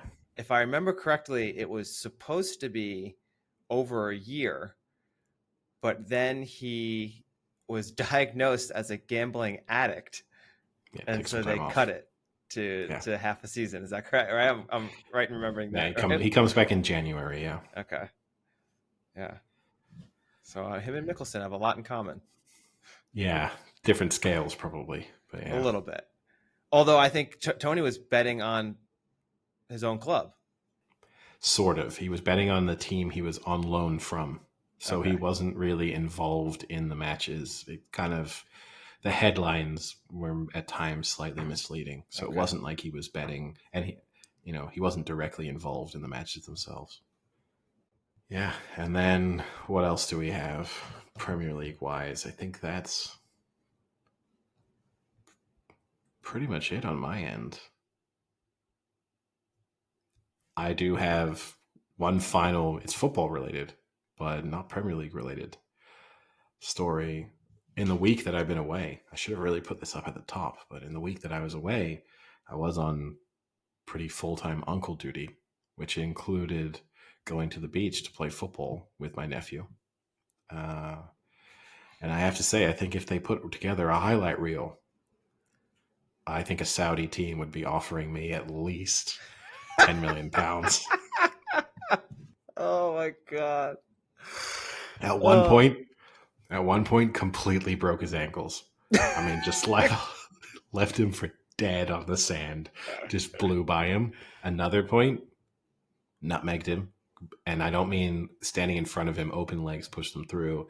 I mean, he was running next to me, pushed it to the side, got him to kind of stick his leg out, nutmegged him. And I know what you're thinking.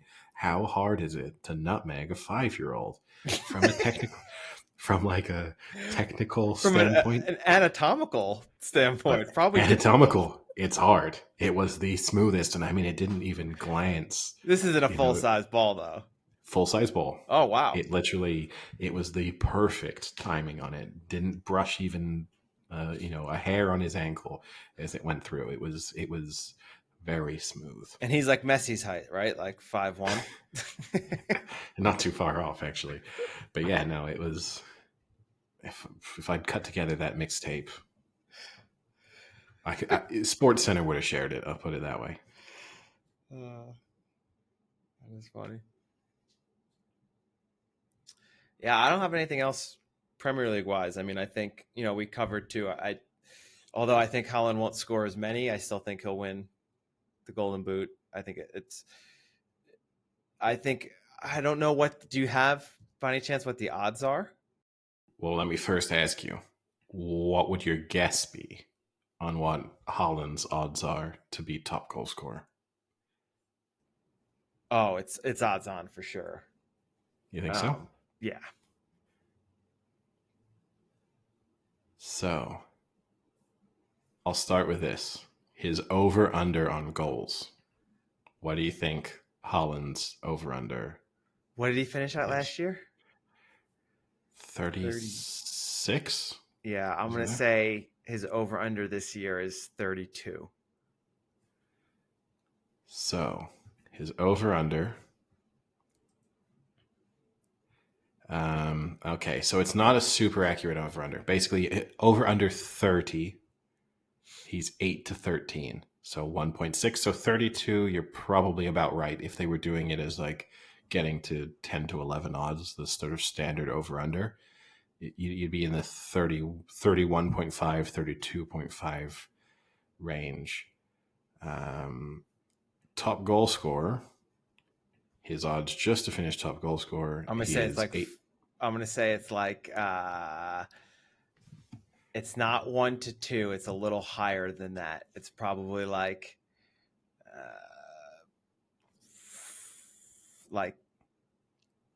I don't fuck. I'm bad with the fractions sometimes. I'm gonna say like 7 7/8 or like 7/8, 5 to 8. He's 8 to 13. So yeah, it's what it's 1 point. But anyway, Yeah, yeah, it's you were kind of going through the right ballpark. It's not above far 1 off. point.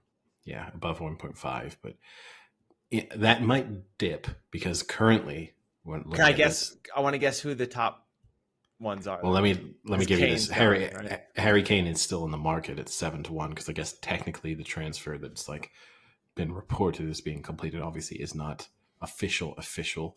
So Harry Kane is still second favorite at 7 to 1. That means I guess Haaland's odds might drop ever so slightly with Kane removed. And then who do you think round up the top 5? Okay, Then so so the next, Haaland, and then I'm gonna go Mo Salah. correct, 8 to 1 currently, probably will be 7 to 1 when Kane is gone. Saka. Or Not in the wait, top okay, 5. not in the top 5. No, Rashford. none. He is fourth, um, 16 to 1. Let's go. We talked about Nunez. Let's go Nunez. He is third, 16. So okay, I guess joints third. Rashford and Darwin are both 16 to 1. This is where it gets tricky. You then have 4 players at 25 to 1. So Oh, fuck. Done. name any of them, and you technically will be right. Is it another City player one? No. Okay. Well, we already have 2 Liverpool in. Yeah. And not Saka, huh? No.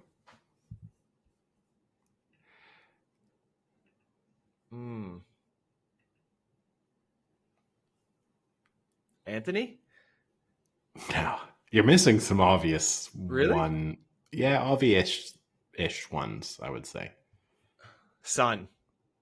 Son is 25 to 1. I guess his odds will drop now because obviously you'd assume, take on penalty duties. So that's going to see Son score more goals. So I think Son will become. It wouldn't even stun me if you saw Son now drop to the kind of 16 to 1 Rashford level. The I others missed are the other one. Arsenal's got to be Gabriel Jesus. Jesus is 25 to 1 as well. Ollie Watkins at Aston Villa is also 25 to 1, and then Rasmus Højlund is 25 to 1. Oh, But yeah, I guess that pretty much wraps it up. So far, we had one season where our predictions for the Premier League were remarkably accurate.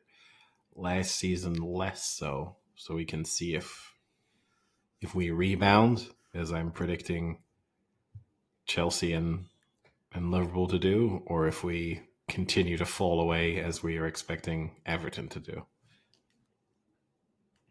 yeah. The Everton will be interesting.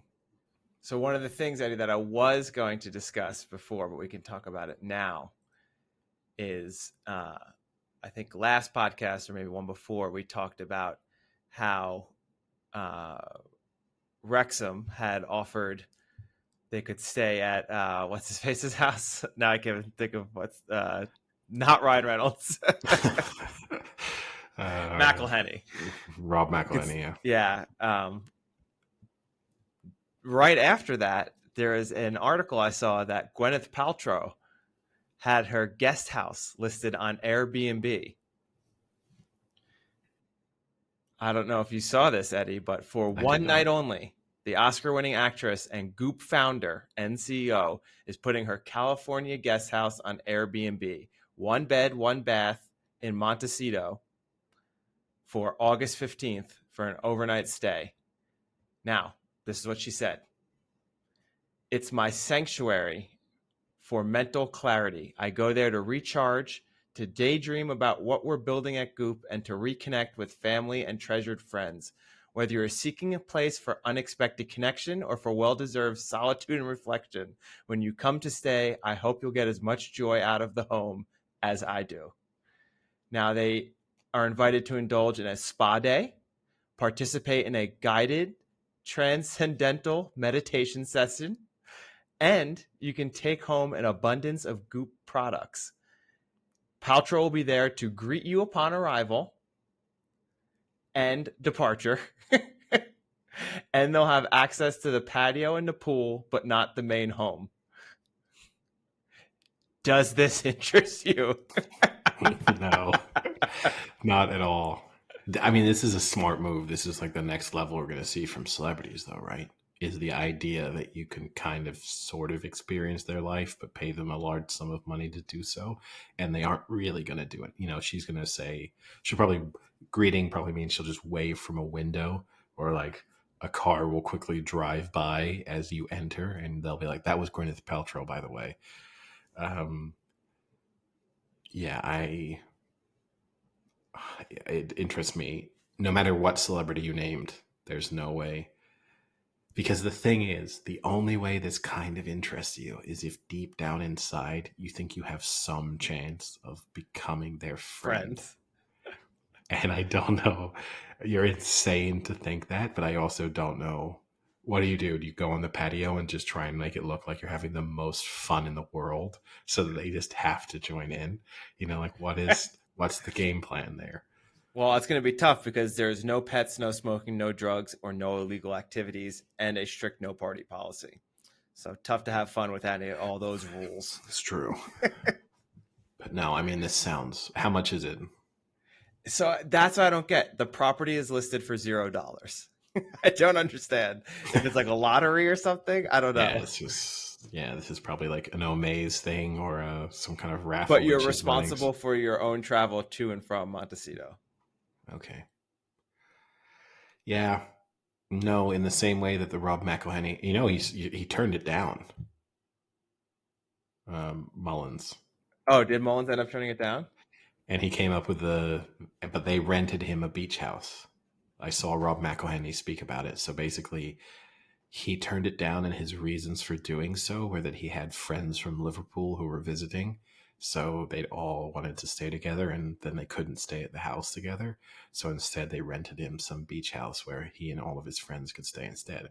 That's the ultimate win. Like, that played out perfectly for him. But yeah, it's the Gwyneth Paltrow. What are the odds, do you think, that someone pulls the what's in the box joke while staying at her?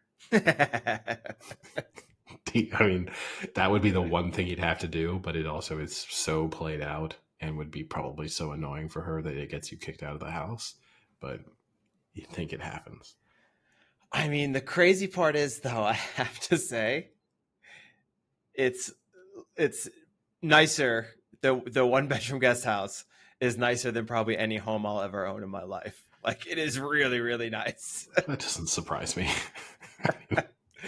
As just like a guest house. I mean, it's crazy how nice it looks. And then the backyard that you can share looks very nice as well. So, but yeah, unknown how much. It's a price has not yet been listed.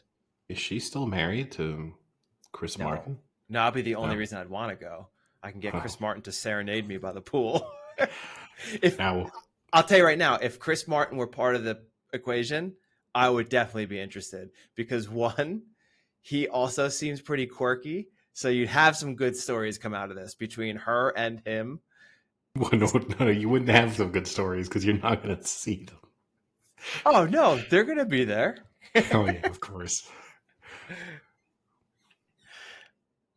Maybe you see their neighbors, Eddie. Prince Harry, Rob Lowe, Ellen DeGeneres, Cameron Diaz, Ariana Grande, Jennifer Aniston, all in the same neighborhood. Of those, who would you most want to meet? Rob Lowe might be pretty fun. He's so Jennifer Aniston supposedly is like really, really nice. That's the one you could break into, like, in a friendship. Her house? Yeah. Everyone says she's just like a super, super nice, just genuine person. So that's the one where maybe like you hang out for a day and she's like, oh, this was a lot of fun. Like, you know, if you're ever in the area again, send me a text. You can stop by. You might think I'm delusional for the Saudi Arabia signing me on the back of the tape with my nephew. You're more delusional for thinking you could strike up a friendship with Jennifer Aniston. I'm not saying I think it's feasible, but out of all of those, that's the most feasible in a very unlikely scenario. But I yes, if guess. Chris Martin were involved, I would love to see Chris Martin just grab a guitar and sing me some Coldplay songs. Um, So no, you don't want to even once the listing comes for a price, you don't want me to put in a bid for you? well, no, because I mean, if travel were included, then yeah, that would have been more interesting. But no, I don't see myself making my way to in the next 4 days. I don't think I'm making my way to LA. So if I got you this as a surprise gift, but said you had to travel there, you'd decline? Well, I mean, yeah, because I'm gonna have to buy a last minute ticket to LA and That is travel for disappointing to hear. and travel for 20. I mean, what? I mean, total round trip. That's going to be like 25 hours of travel to stay somewhere for a day. I think I'd give it a miss. So we are running a little long. So the only other thing I'll say now that we're talking about, um, you know, entertainment, I have not watched still the quarterbacks documentary on Netflix, but I did watch a new Untold on Netflix, and that is the Johnny Football, Johnny Mm-hmm. Manziel story. Have Yeah, you taken the time to watch that? I've seen some pretty extended clips from it. I Okay. think I've probably seen all the clips around the major talking points from the bit. It's doesn't tell me anything that I didn't already think or figure out. What is slightly sad is he seems to have not learned very much from his downfall and is still kind of living a very similar, just less expensive life that he was living during his quick rise to fame. And it's kind of Yeah, sad. Like, even his family, his sister even said, he is still nowhere near in a place to almost kind of like be an adult. Like, and he is still young. I guess when you think about it, he's still pretty young. But it is sad that he went through such hardships and, like, you would think learned such tough lessons, but seemingly he's hasn't. he's 28? 30. Yeah, 30. Okay. He's yeah. So I mean, yeah, he's young. Yeah. So there also seemed to be no remorse, at least from. No. I mean, that's kind of similar to you not learning lessons, but like the comment about him not watching any game tape, and he seemed to almost be proud of the fact that he didn't watch any 100%. tape, which, considering you failed spectacularly at the NFL level, I don't know how you can really be proud of it. And then the one bit I haven't seen the clip from, but I read the kind of excerpt from, because ESPN made a big deal about it, was him claiming that he was planning on committing suicide. Obviously, Yeah. And touchy, the gun sensitive didn't go subject, off. but it then feels weird for him to have. And again, maybe he just isn't very good at speaking about the challenges in his life or his own struggles, but it seems weird to have kind of reached that low, but then have no remorse about the mistakes you've made or the kind of self-awareness or self-reflection to think, I could have done that differently, or I can change this part of my life. To just be like, well, and again, he might just be terribly depressed, have a ton of mental health problems. So, you don't want to judge him too harshly. But yeah, he didn't, from the bits of pieces I've seen of it, he doesn't come off very well. Yeah. One of the things I didn't know that was, well, I don't know how I would know this, but interesting parts of the story was, so his best friend was basically the one during college that was kind of the middleman for all of, like, the signing of the autographs and things like that. And they were best friends, and they would, like, travel to all these, crazy places. And this was during the time when people were like, how is this college football player at an LA Lakers game in the front row. Like those tickets cost $15,000. And what's interesting is they made up this whole story that Johnny Manziel's family had come from like big oil and that his family was rich, but they were not rich in any way. But that was the lie they made up, and people believed it, that was the reason that they kind of always had this lifestyle. But now that he was famous, you were seeing that lifestyle. But he was always like traveling for fun vacations and like private yachts because his family came from oil, which is actually pretty good. But they went through how they were making 30,000, 50,000 a clip for all these signings of autographs. And then when he got drafted, Manziel decided that he wanted to kind of get like professional people to run things, and that he kind of asked his friend to step back a little bit and kind of, maybe be like assistant to whoever he hires or something like that. And his friend was so pissed that they have not spoken since. And this is like 10 years later now. So like his absolute best friend, they were traveling every day. And then he was just like, I'm in the pros now. Like I need a professional. And they were kind of like, all right, and cut ties and have never talked. Which I can kind of see both perspectives there.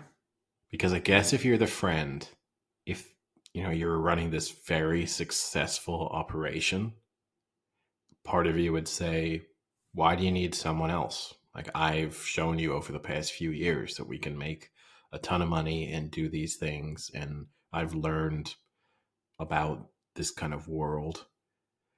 So you could sort of understand it. At the same time, it's irrational to have your friend make it to the NFL and say they're going to hire some professional people to be around them and be that upset about it, assuming that he is genuine in saying there was still a place for him, because we don't really know how that was delivered or what role he was exactly offering the friend in the process. Like it's very easy now to be like, oh yeah, he was going to be really involved, whereas it might have been like, you can be this guy's assistant, as in like executive assistant.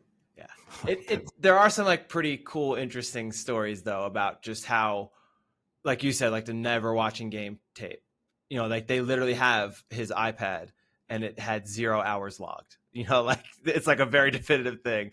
And during the combine, all these stories about, so another great one is during the combine, he was doing really well, wasn't drinking, wasn't doing any drugs, was like at one of the training facilities in the Southwest, progressing. People were seeing he had like a few open things, scouts were coming. And then the day before the combine, he went out and partied all night, the day before combine, went out, partied all night. And he basically called up his agent and was like, listen, I know they're going to drug test me. And he's like, yeah, they're like, every team is probably going to drug test you because like of your issues. And he's like, well, I'm going to fail it. And so his agent made up a story and called up his parents and said, one of you has to say you're in the hospital, and I'm going to have Johnny like go to the first day of the combine, do the minimal amount he has to do, and then say he has to leave because you're in the hospital and he has to go visit his family because family comes first. And that's what they did. And they got away with it. So he never got didn't have to do half of the stuff he was supposed to do. It's crazy. That shit is crazy to me. It really also shows you, though, all these NFL teams that have like former CIA, former FBI people working for them, right? Like this is as part of their personnel department to carry out some of the background research on people. I mean, whoever works for the Cleveland Browns by now, I have to imagine, has already been fired. But you'd have to seriously question, like, how are we claiming that we know what he eats for breakfast every day? Yeah. And then something as obvious as this, either. Well, maybe they do now because of this. But I mean, even back then, right? We're not that long ago. But you would have thought, for example, debunking him coming from oil, that would have taken a LinkedIn search. Yeah. And what's crazy is they had all these clips from like ESPN and different shows being like, Johnny Manziel's family is rich. They come from big oil. Like, it's like, oh my God, are you kidding me? And then the guy's just like, yeah, we just made up that story. It's like really good. Yeah. No, I mean, look, it's not a great look for sports journalism in terms of the standards of that. But then, Yeah. as I sent to you that clip from a couple days ago with Colin Skip Coward Bayless. Oh, Colin Coward. Yeah, uh, claiming putting Dwayne Haskins on a list of NFL quarterbacks that will not win the Super Bowl this year. When that's making it onto major networks, yeah. At are you first, that? I thought that was like an old clip, No. but it's not. And what makes it even worse is not only is it him putting Dwayne Haskins on a list of NFL quarterbacks who could not win a Super Bowl, even the original list has an error in it, the one that's being displayed on screen, and has a typo that's saying NFL quarterbacks who could win a Super Bowl. Yeah. So he's got Dwayne Haskins as a potential Super Bowl winner, and then he's having to correct his own list and saying, no, he's actually not. Yeah. For His listeners who correction are is that unaware. it should say don't, not do, but Yeah. doesn't ever correct the Dwayne Haskins. That And he even says his name dead. too. Yes, it's a long list, and he singles out Dwayne Haskins. And then, so for listeners who are unfamiliar, Dwayne Haskins died 2 years ago now. So it's or maybe a year ago. A year It was ago. before last season, during the last off season. So still a year ago. We've had a full NFL season played since then. Oh, Eddie, real quick before we leave, I heard an interesting fact. Do you know why there was not a pregnant Barbie in the Barbie movie? Wasn't that one weird Barbie supposed to be pregnant? The one that they kept saying made them awkward? But she wasn't. Do you know why there was no pregnant Barbie? No. Because Ken came in a different box.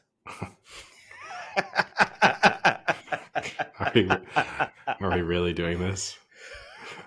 That might get edited out.